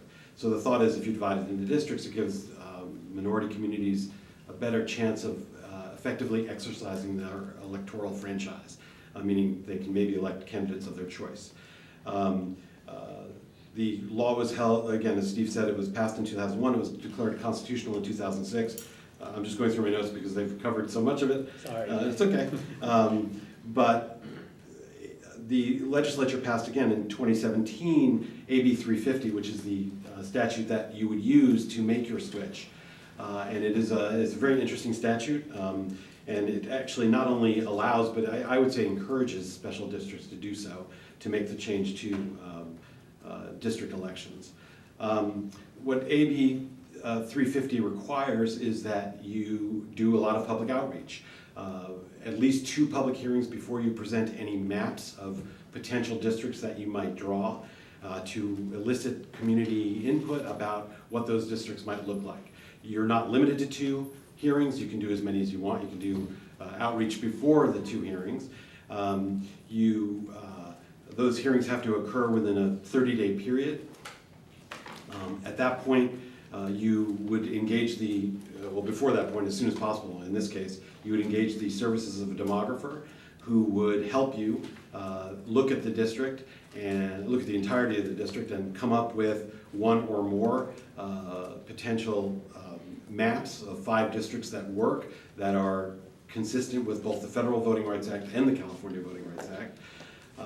And then after those maps are drawn, they must be posted at least 7 days before the following 2 public hearings that would occur over a 45-day period. Again, soliciting input as to how well those districts work for the community that you're trying to serve. There are any number of maps that will, I can't say in this case because we don't know yet, but usually there are any number of maps that can suffice under both acts, the Federal and State Voting Rights Act. And then there's quite a bit of discretion for this body to pick the maps that it wants to use going forward. In picking the maps and the ordering of elections, because as you know, you have 4-year staggered terms, and obviously the reason for that is because you want continuity among the leadership of the district so that you're not electing a full slate of new folks who may not have all the history that you need. But in doing so and choosing the ordering of the districts, you want to pay special attention to the purposes of the California Voting Rights Act. And there are a couple of ways to look at that. One, you have elections, two seats I understand in 2018 and 3 in 2020. And your choice of those will just depend on how you view best to effectuate the purposes of the act. And what I'm getting at is, what'll happen, your demographer would draw you maps that have some more concentrations of minority voters in specific districts. And you may choose to honor the Voting Rights Act to have those higher percentage minority districts go first. That would be one way to look at it. But you also might look at it and say, well, 2020 is a presidential year, and that's going to have higher turnout, and there's probably a greater chance that minority communities would be able to effectively exercise their electoral franchise in an election with a higher turnout.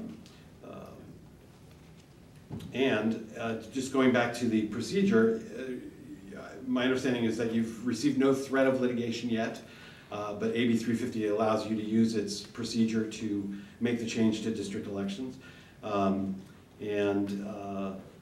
happy to take any questions.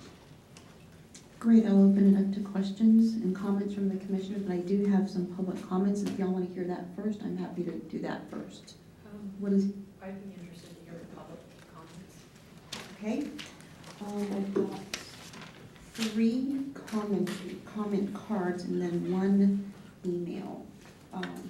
So I'll just take the first commenter, Bridget O'Farrell.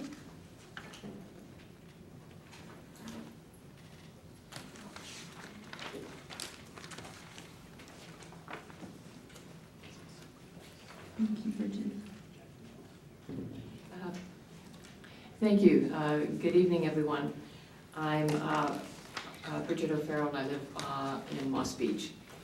I'd like to first express my support for the California Voting Rights Act, and I'm very pleased that the Commission is taking this issue up. And my goal or my hope, I'm here primarily to listen to what's being planned and how this will be undertaken. I am so that we implement something that meets both the letter but also the spirit of the law.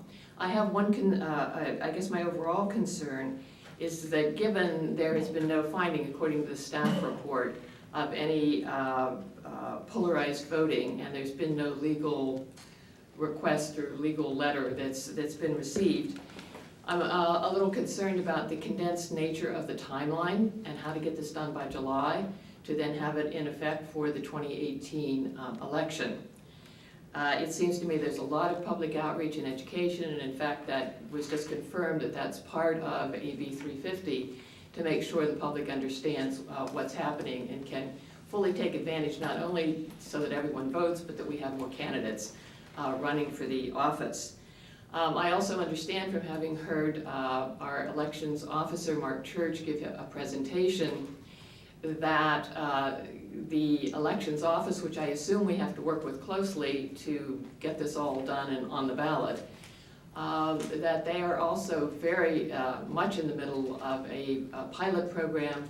We're one of only 14 counties that are going to be doing it in the 2018 election cycle, to have an all vote by mail election. They're doing lots of outreach, lots of education.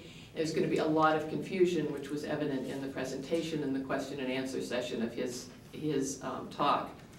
So after my 15 years of observing the Harbor Commission and the county and the Board of Elections, what could possibly go wrong in trying to do all of this by 2018? So I would only urge the Commission to consider perhaps a slower timeline to implement this. And if one of the major concerns is to reduce the costs, I think then there are also other things, other approaches that could be taken to consider that, and that those ought to be part of a larger policy question. And that includes going to the extreme of what other agencies and reports have suggested, which is that the Harbor Commission be dissolved and it be run by the elected Board of Supervisors with appointed commissioners, which reduces all of the election costs. So I would only encourage you to fulfill the spirit of this law. Thank you. Thank you, Bridget. The next speaker card is for Seppi Richardson. Seppi? Welcome and thank you. Thank you. Honorable Chair, Commissioners, I appreciate the opportunity to come and make a few comments.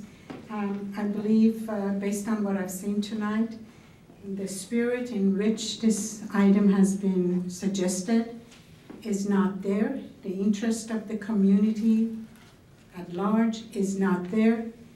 What I saw tonight is absolutely disgusting. I have served in Brisbane City Council for the past 15, 16 years. I have served almost in 20 commissions all throughout the state. There has been infighting, there have been discussions, disagreements, but I have never seen anything like this. The intention is not good. You're not representing the interests of the community members. And I suggest this item to be tabled and discussed, additional discussions to take place. And very interesting that the way I see the commission is operating, it damages the effectiveness of the staff, the work, and if you're concerned about spending money, this is not, this is not the way to accomplish that. And with all due respect, what I saw here tonight, a couple of you must resign. There is no doubt about it, and the effectiveness is not there, and I'd like to suggest to put this item for further discussion. Thank you. Thank you. We have another speaker card from Catherine Slater-Carter. Catherine, thank you and welcome. Thank you. Good evening, President Corelli and board members. I agree with Bridget. I don't see any great rush on this. I saw a proposed resolution that suggested adopting the districts for the Board of Supervisors. But in fact, the needs and the mission of the Harbor District are not the same as that of the Board of Supervisors. And I think it's important, if you're going to meet the spirit of the law and the lawsuits, that the Harbor District look at what the community and the needs and mission of the Harbor District are vis-a-vis the community, and make its own districts according to those that are appropriate for the Harbor District. That's going to take some time. It's not going to happen quickly. And I do believe that it's important for the Harbor District to up its public presence. The allegations and bad press on the Harbor District have been harmful.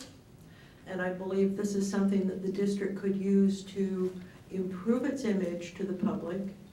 And I would suggest, actually, as part of this, finding a public relations agency who can help educate the public about the importance of the Harbor District to the community and to this county. I've been in this county since 1957. And the Harbor District has, even when I was a kid in Belmont, the Harbor District was something that was important to our family, both for recreation and for the fish that it brought to the community and what it brought as an environmental and an economic engine. So I do believe this is an opportunity for the Harbor District, but if haste makes waste, and if you rush into this, it could be a disaster. Thank you. Thank you, Catherine. I'm gonna read one more public comment email that I received from James Lehan. I'm not gonna read the whole email. I'm trying to summarize it. I'm sure that I just got it in my email. So if anyone else got the paper version and cares to chime in, let me know. But basically, James Lehan says that he is in support of Commissioners Sabrina Brennan and Ed Lorenas in their recommendation for the district elections to happen and to be adopted before the 2018 election. And he's got a lot of other points to substantiate that, but I don't, it's a pretty long email, and do we have that in paper form? Let me see, I will forward this to you, Steve McGraw, because this should be part of the public comment that goes in our public comment section. Okay, I'll open it up now to commissioner comments. I know that Robert had a comment. I'll go after Oh, Sabrina? Okay, Sabrina? Just wanted to say that I approve, I appreciate the staff report, and it's great having Kim here, having his expertise here. I've had an opportunity to chat with him on the phone and learned a lot from him. He's definitely an expert on the California Voting Rights Act. And I also appreciate hearing from the public. It's good to get those comments.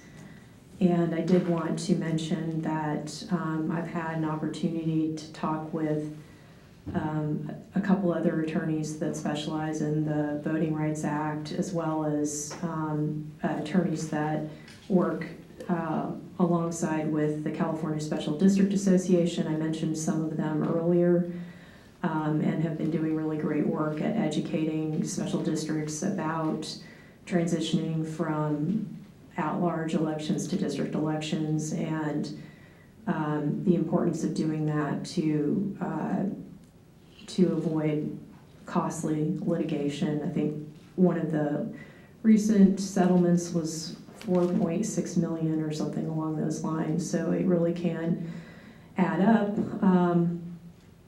And for that reason, I move that we approve resolution number 18-04A of the San Mateo County Harbor District declaring its intent to transition from at-large to by-district elections for members of the Board of Harbor Commissioners under Election Code Section 10010, commencing in November of 2018. Second. Okay, there's a motion and a second. We're not done with commissioner discussion and comments, so Ed, did you have a comment?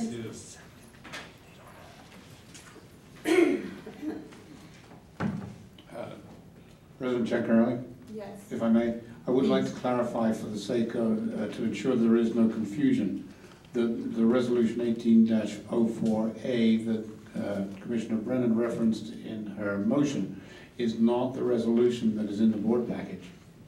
This is Well, that's a little, This is a resolution that was distributed by Commissioner Brennan at the beginning of the meeting. which I have not seen. It's in front of you. Each commissioner has a copy, and it was also emailed to you today. So we just got it, right? I didn't get, It's in front of you. Every commissioner has a copy. okay, thanks for that clarification. General Manager McGraw? Ed?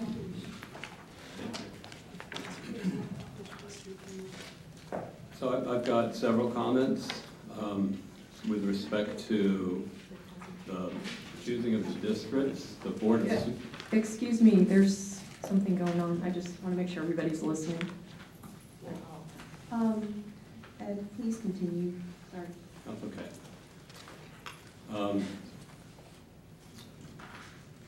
We heard, thank you again for your input to the members of the public. I would like to clarify a few things. I would say that let's go first with thinking about the California Coastal Commission. They have gone, I know it's puzzling, and I'll explain. California Coastal Commission has been mandated to include underserved communities in their charter. That wasn't something that they were doing before. So it's the state of California that's leading the way to bringing underserved communities into places where they've been excluded. Now, there have been articles in the paper quoting commissioners from this commission saying that, well, what do the people in East Palo Alto, for example, have to do with the Harbor District? Well, I would say that it is the duty of the Harbor District to include those people, and by moving to district elections, it'll give them the opportunity to bring in representatives that can represent their interest. Just as an example, low-cost visitor serving facilities, either RV parks or places for the public to spend the night, so they can come from far places like East Palo Alto as an example, and spend a night or two enjoying our community. That's one of the strong mandate of the Coastal Commission. And I think the Harbor District going to district elections would follow in that path. Secondly, the Board of Supervisors spent 18 months doing exactly what we would have to do we would essentially be reinventing the wheel, because the point is not to bring in members of the public that might have some interest in running the harbor. The point is the same point that the Board of Supervisors went through, and that is to bring underserved communities, to give them a voice in our district, or in the case of the Board of Supervisors, in the Board of Supervisors. So I think the intent is the same.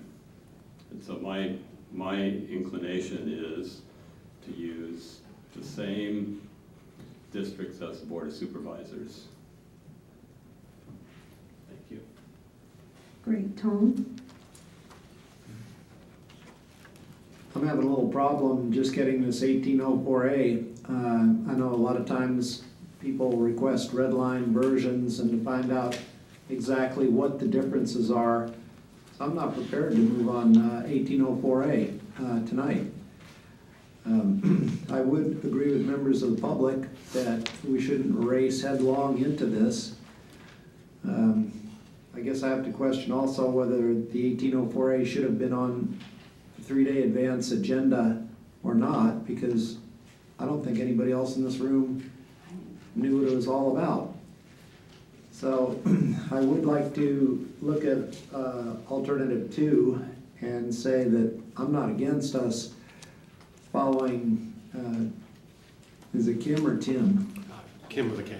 Kim. Okay, brought in a lot of good information. I don't want to see the Harbor District suffer for any reason under AB 350, but let's not just jump into the spot without planning and some thoughtful process. So I don't know whether we should table this to the next meeting, or if we can go ahead with alternative 2 and say the Harbor District fully intends to comply with this, but we're not going to race into it at this particular moment. Thank you, Tom. I'm going to make a quick comment to piggyback on that. I only read in my packet the attachments that were in the packet, and that was only attachment 1, which is resolution, well, all these other attachments, resolution 1804, and so who wrote 1804A? So it looks like you're looking at me, so I will try. I'm looking at anyone who can answer this question. So here's the answer. Here's the explanation, and it's worth your making sure you know this as you consider this. So we meaning Kim, prepared the Hanson Bridget, your council, prepared the resolution that's in your packet. Which is 1804, which is attachment 1, is that correct? That is correct. Commissioners Brennan and Lorenas sent us an alternative resolution that they asked us to review, and in consultation with the general manager, we did review and provided some comments on it. I do not know whether 1804A reflects the comments we have made or not. We have not seen that or been able to opine on what the 1804A is in front of you. Our interest is that should you adopt a resolution, it be legally sufficient. And there have been times when you have criticized me for not warning you of legal perils, and I don't know that there are legal perils, but I have not reviewed, Kim has not reviewed this version of 1804A, so don't know whether it reflects the comments that we were asked to provide or not. So that's very troubling to me, because that means that we don't know that this is legally sound, 1. 2, this was done, as I view it, behind closed doors. Unfortunately, I still have faith, or fortunately, I still have faith in our commissioners bringing this more to us in a more timely manner. I feel like I'm being misled. I'm going to agree with the public comments that have been made in terms of not rushing into this, and I think it was Ms. Farrell who mentioned that maybe a broader look at the purpose of the Harbor District and whether it's a countywide agency should be discussed if we put together a committee. What does the Harbor District look like as a whole? Because right now, 4 out of the 5 of us are non-Caucasians. This California Voting Rights Act, and I was the foreperson of the grand jury that wrote the advisory letter, not a report with any recommendations. There was an advisory letter that I signed my name to as the former foreperson of the grand jury in 2009, specifically addressing this issue. And right now it sounds like from what I see. I mean, obviously, some of the laws probably have changed since 2009, but this is to make sure that we're dealing with equity, racial equity, and access to the political process in some ways. So I know that there have been examples, including the Menlo Park City Council, the Sequoia Union High School District. Those are all very different situations than here. So I don't even think you're comparing apples to apples. So I'm a little, quite frankly, disappointed that, I mean, let me ask you this, Steve Miller. How much did this cost us? The 1804A and the consultation with 2 commissioners that didn't have the authorization to even talk about this on their own? General counsel It's at her taxpayers' expense. It's very hard for me to answer that question. It's hard for me to answer that question. Without our entries get finalized at the end of the month. It's really hard to say, and then even were I to be able to say, it probably would be under the rubric of a privileged communication that might require a majority of the board to allow me even to disclose that, could be without some further review, so I'm not sure I can give you a good answer. Apologize. Thank you. And Steve Miller, what is our current policy on a minority of the board reaching out and wasting taxpayers' funds without having a full board discussion on this? What is our policy on reaching out to the general counsel, and what's the history of that policy? I just, again, only been here for 2 years, so I don't know the history of that policy, and I would love to know that. You're out of order, it's my turn. It's just we're getting way off. No, we're not. We're not, because basically this 1804A resolution, quote unquote, that you were trying to mislead us on, has been put into our packet with 0 time notice, okay?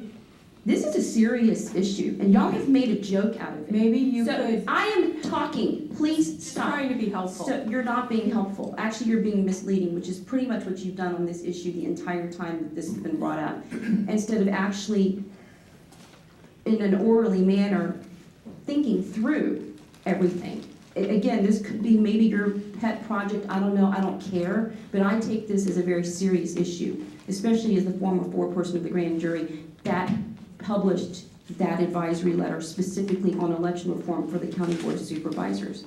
So do we have that, if you don't have it now, I'd like to bring that back to the next meeting. So without getting into the characterization of the nature of the time, and that's not my place to comment on what's obviously some heated disagreements among the board, there is no policy that I'm aware of. Our client is the Harbor District. We work for the Harbor District.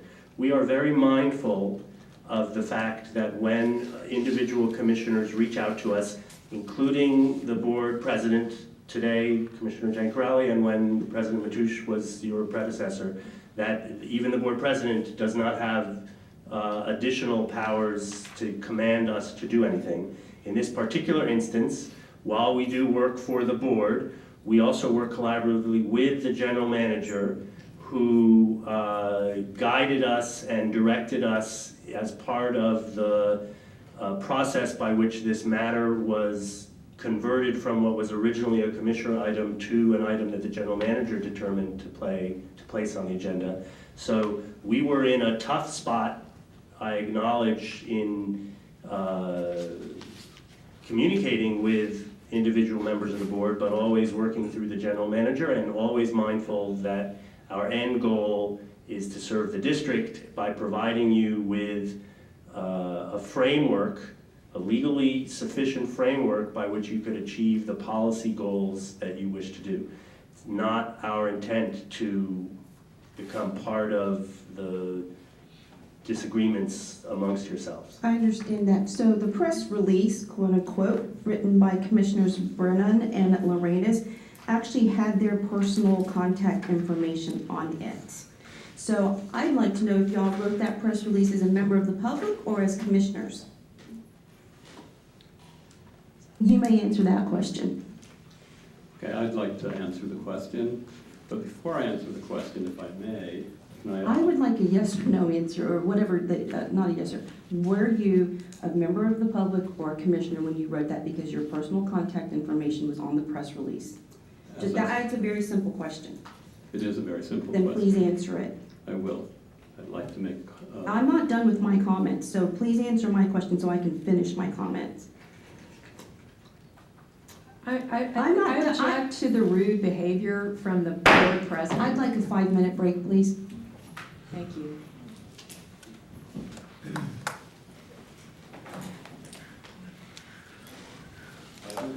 Yep. Back at 9. Reconvene the meeting. It is now 9 o'clock. So, Ed, did you want to answer my questions? I just want an answer. Wait for the public to settle down a little bit, if you might mind. I'd like them to hear it. Hold on. Oh. I'm reconvening the meeting. If those of you in the public are interested in hearing this discussion, please take your seat. Okay, Commissioner Arenas. Okay. So I will answer your question, not because you attempted to bully me to answer it, but because... For the record, I think- I feel like I've been lied to. No, you haven't. Let me answer your question first. So, as a member of the public and as a commissioner, when I'm talking about items that relate to the commission, it doesn't matter whether I say I'm a member of the public or I'm a commissioner, it's irrelevant. The public knows I'm a commissioner. If I'm talking about something related to commission and I say I'm a member of the public, that would be disingenuous. It's one and the same. So does that answer your question? Yeah.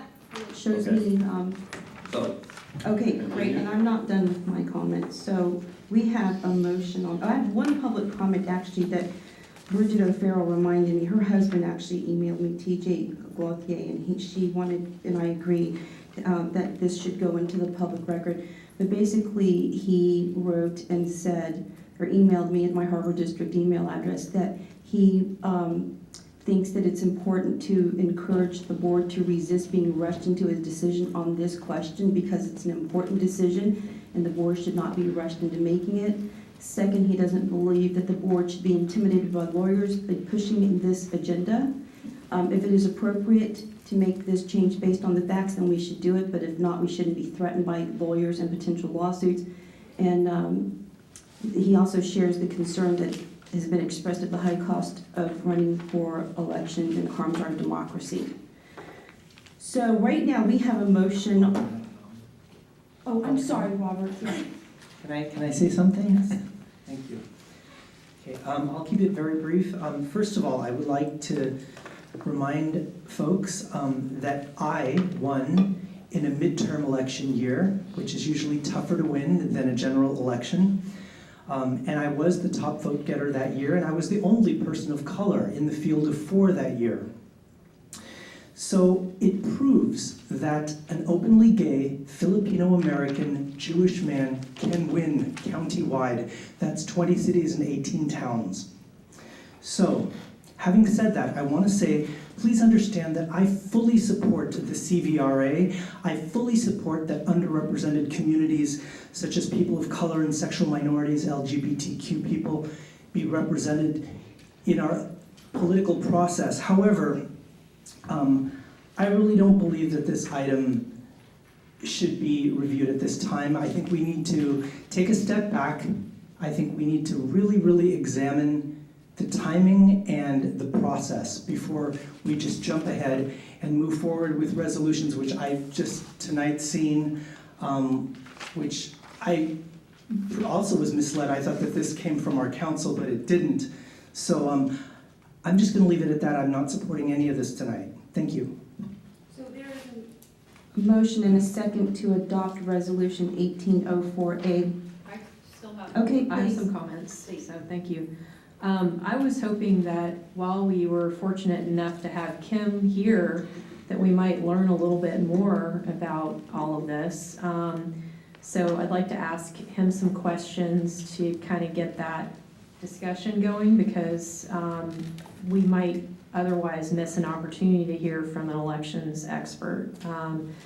So, and then before we go there, I just wanted to mention that I appreciate Robert's evolution on this issue, because I remember that Commissioner Bernardo did not support transitioning from at-large to district elections for Board of Supervisors. I remember having a conversation with you about Starbucks where we got into an argument about it, but it was a friendly argument, and we just come from two different places. I remember, I think you told me that the cream rises to the top and that candidates should have money to run.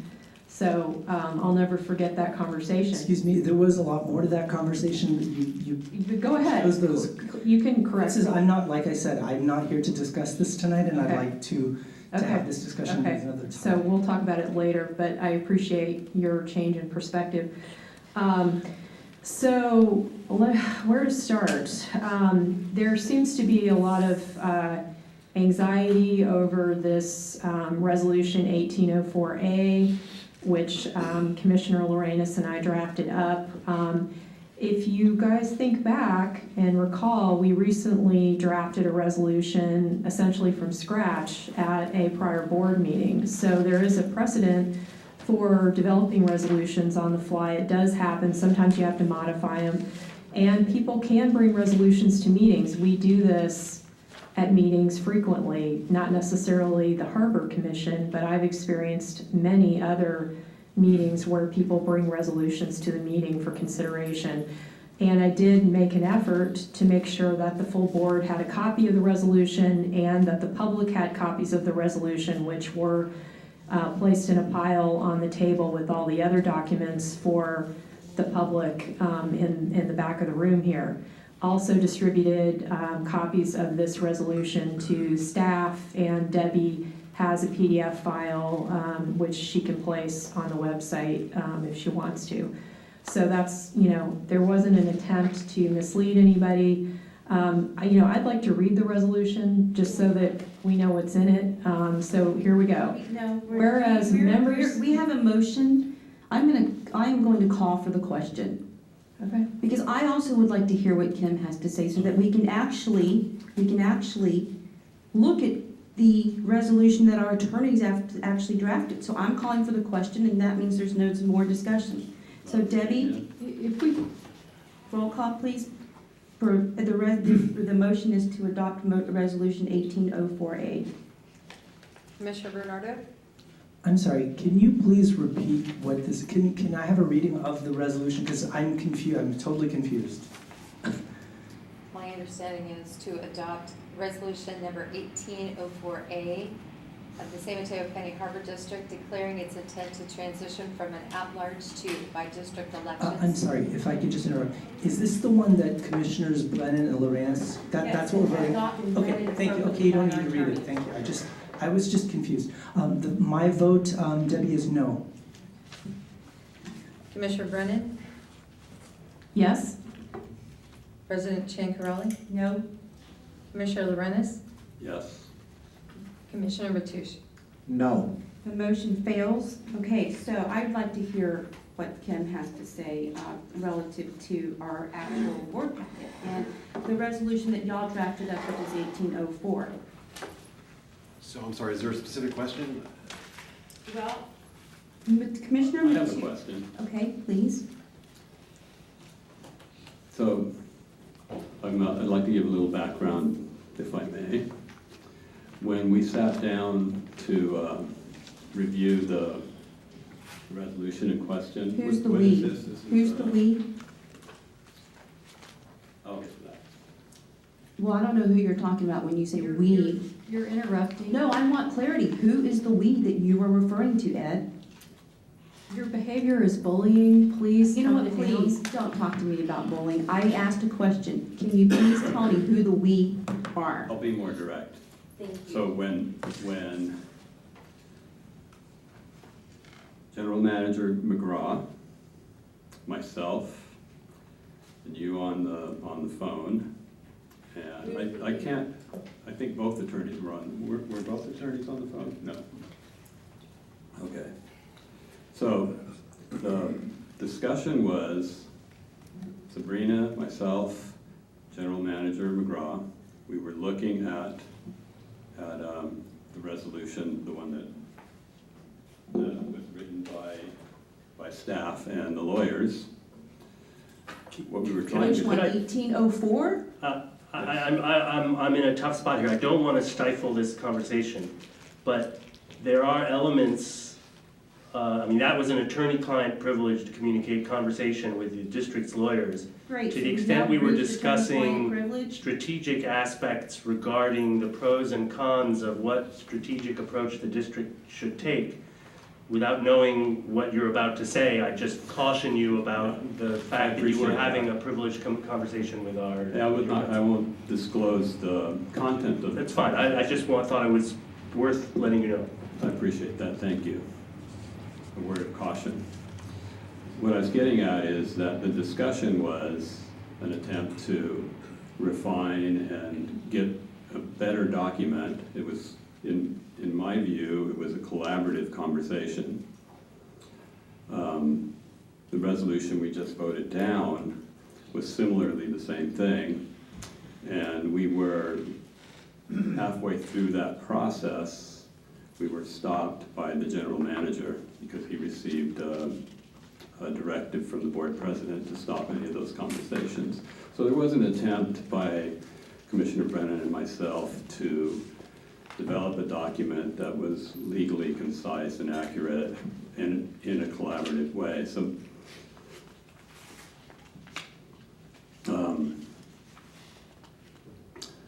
my question to you is with respect to the districting by the Board of Supervisors, do you have any idea how that was done by our Board of Supervisors? Were you, yes, do you have any knowledge of that? I don't.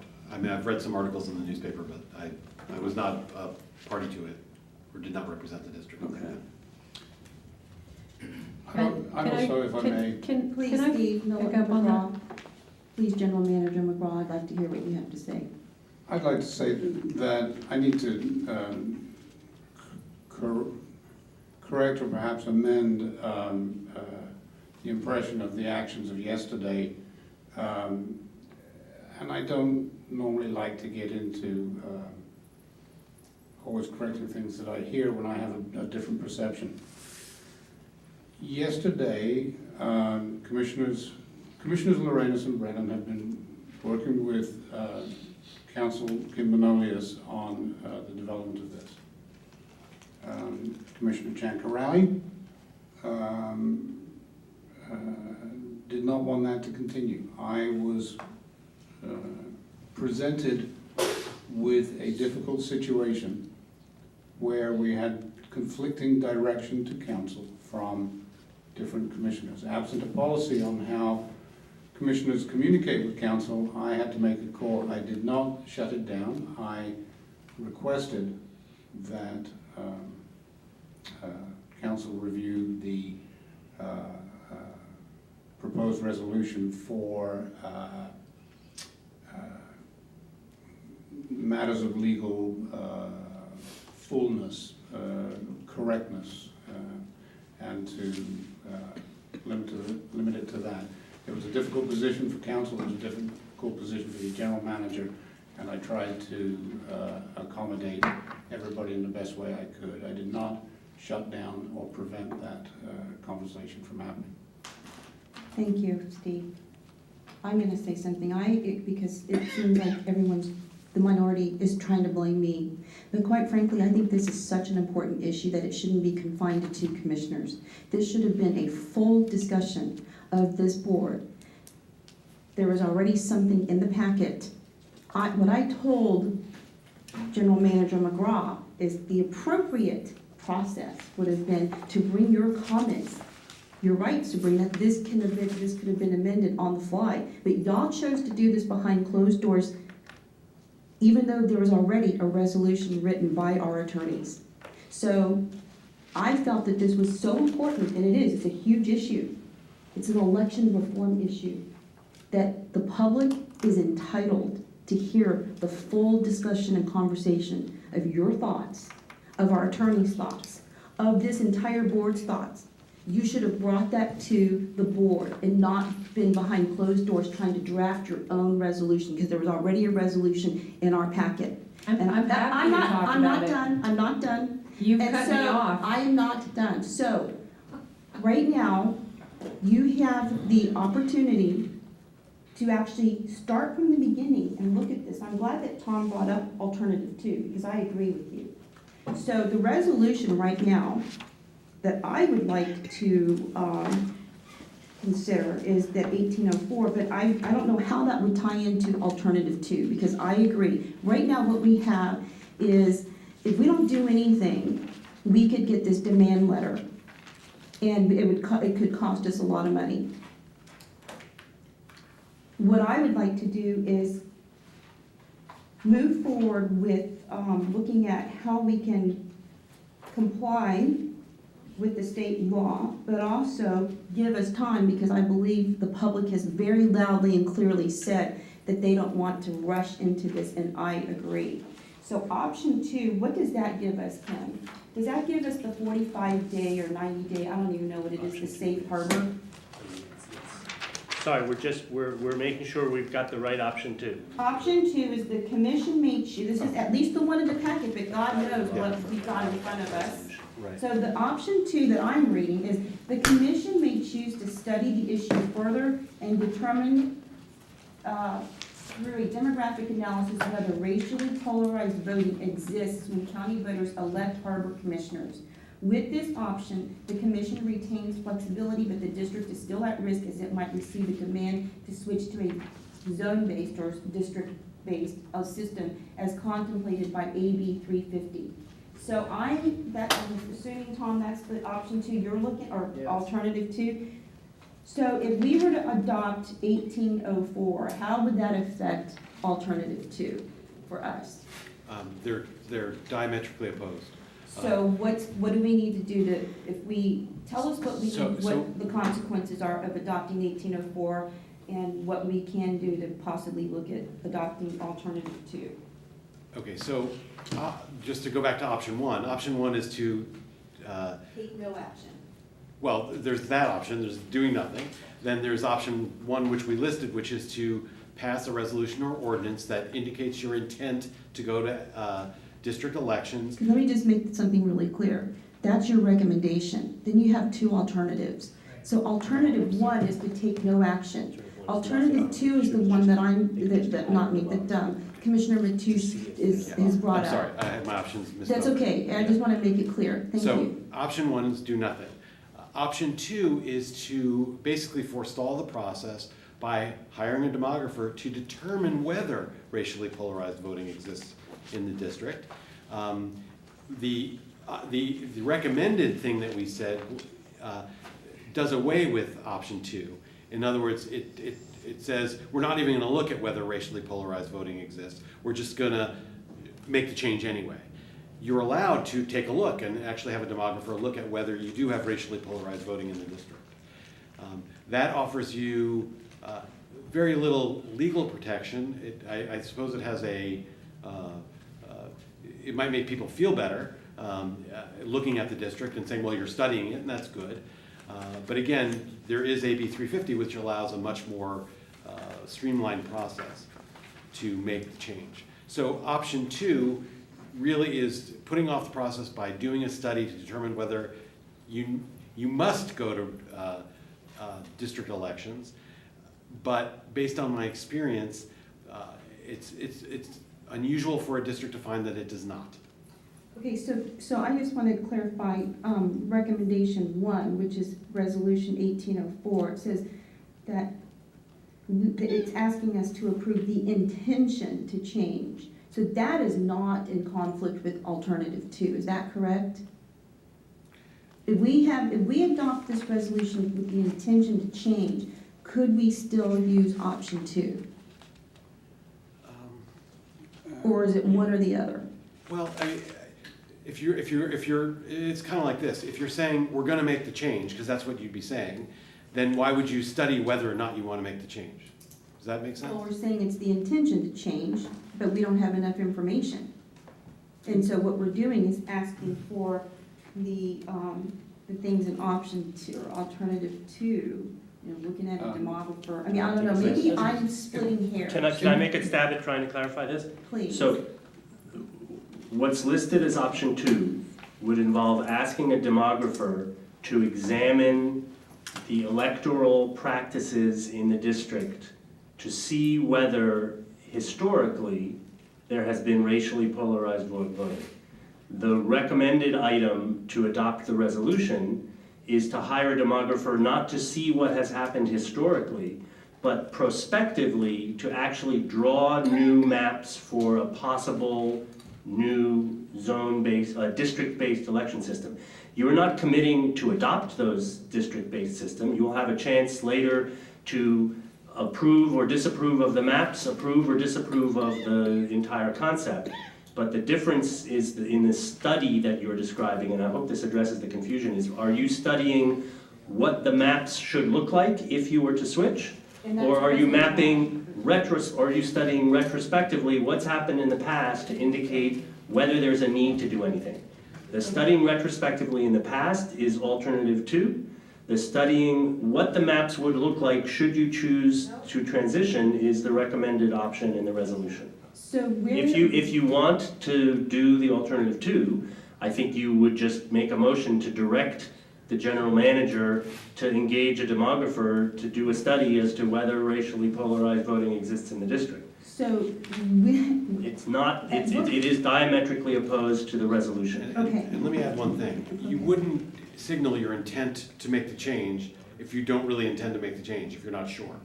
I see, I was just, okay, so so the safe harbor timeframe doesn't kick in for option 2, only for the resolution, right? Yes, that's Okay. correct. Thank you. If I may also, President Ciancarelli, I would like to point out that in Resolution 1804, one of the fundamental assumptions is that we're shooting for resolution of this matter by the November the 6th election.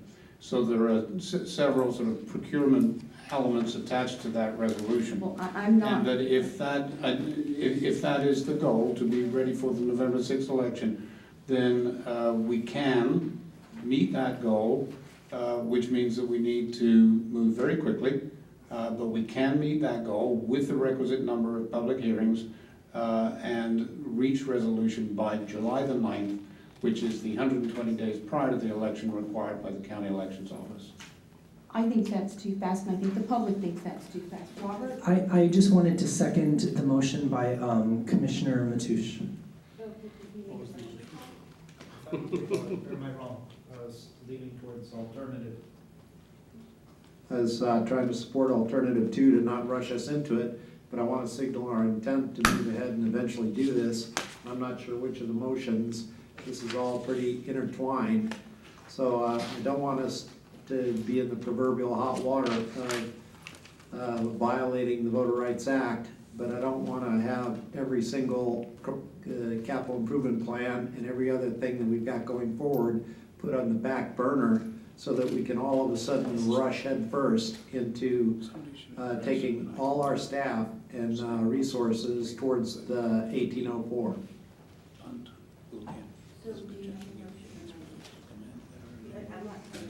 I may need some help in crafting this to not rush into it, but to signal our intent to comply. Can I speak, because it seems like only 3 commissioners are being allowed to speak. You've already spoken through your resolution 1804A as far as I'm concerned, I but go wasn't- ahead, please. Thank you. I just, We have 5 for the minutes record, before this you cut me meeting. off Thank you. so that I couldn't read the resolution. So We I'm have not 5 minutes. I'm not even gonna try that. I think you're gonna probably end up having to extend the meeting, No, so you might I don't wanna think wrap so. your head around that idea. But anyway, so with regard to the appearance of Brown Act violation, there was some meddling going on the part of Commissioner Ciancarelli. Hey, this is completely unrelated In to this. the Let's get back writing on and the- crafting of resolution number 1804A, and I'd be happy to talk to anybody that's interested about that. It's documented in email later, but let's not get into the weeds. I wanted to mention that in my communications with Supervisor Pine, he reminded me that The census is happening in 2020, which means that in 2020, all district lines will have to be redrawn, well, following the 2020 census, I should say.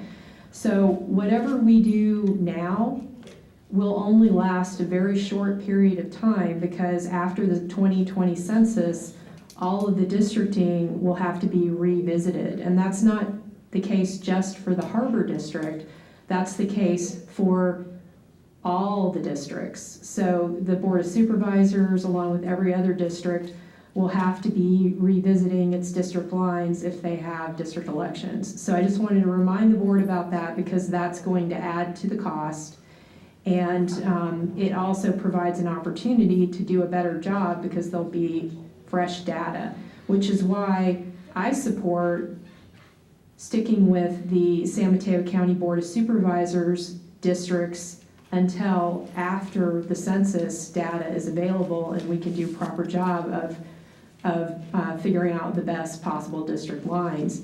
That point of view is also strongly supported by Supervisor Dave Pine, who also supports the Harbor District transitioning from at-large elections to district elections. And he thinks that creating new districts temporarily in advance of the 2020 census is essentially recreating the wheel unnecessarily. It's putting our staff through a lot of hoops, and it's going to cost us more money.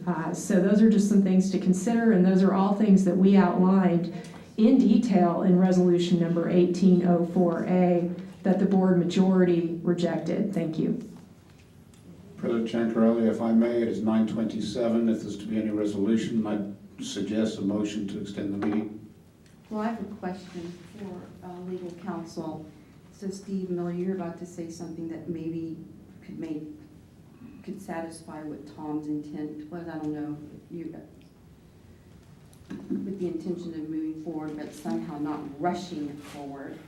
I don't think that you may have seen something in my face, but I did not have such a magical solution, no. Okay, so like Commissioner Brent, and I've also heard from other elected officials and members of the public who don't think that we should go this way, because they don't think that there's any connection with the rest of the county and the Harbor District. So there's always two sides to the coin. We do have 2 minutes left, and we do need to probably resolve this. So can I just get a motion to extend the meeting for another 5 minutes, please, so that we are up to 9:35? I second that No, motion. a motion. Oh, I'll make a motion to extend the meeting for another 5 minutes. Second. Roll call, please. Commissioner Lorenz? Aye. President Ciancarelli? Aye. Commissioner Bernardo? Aye. Commissioner Brennan? Aye. Commissioner Mateusz? Aye.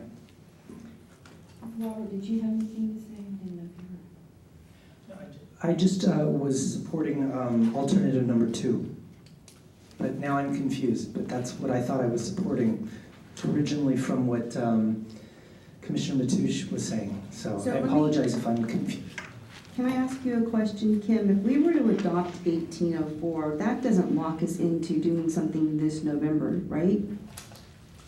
As it's currently drafted, it does, but it can be changed. So we can change that? Of course. Okay, so I would move that we, or not move, but maybe consider that we adopt the resolution and maybe do this in 2020, because that's when the census will come out, and it's done every 10 years. I mean, can we do that and then maybe start this public process? And I mean, because it's a long, drawn out process. I was actually involved with the Board of Supervisors situation. And so I know what, they did. They had an elections, what is it? I can't remember. It's like an advisory committee of members of the public to get input from the public about whether or not the Board of Supervisors should go to district elections from at-large elections. So they had meetings all over the county, with people who were chosen by, I think the board, I can't remember who.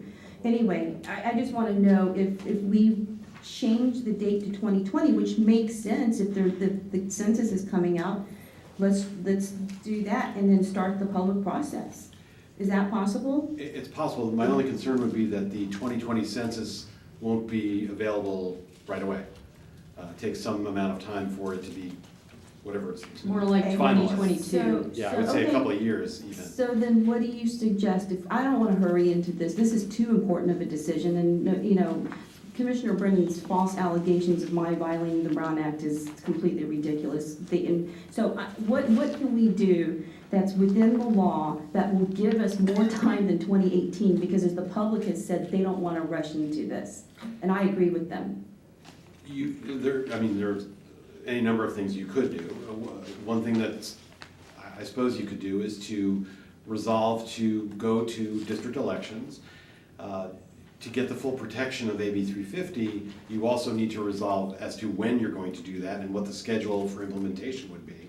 And I'm not sure you're in a position to do that at this moment.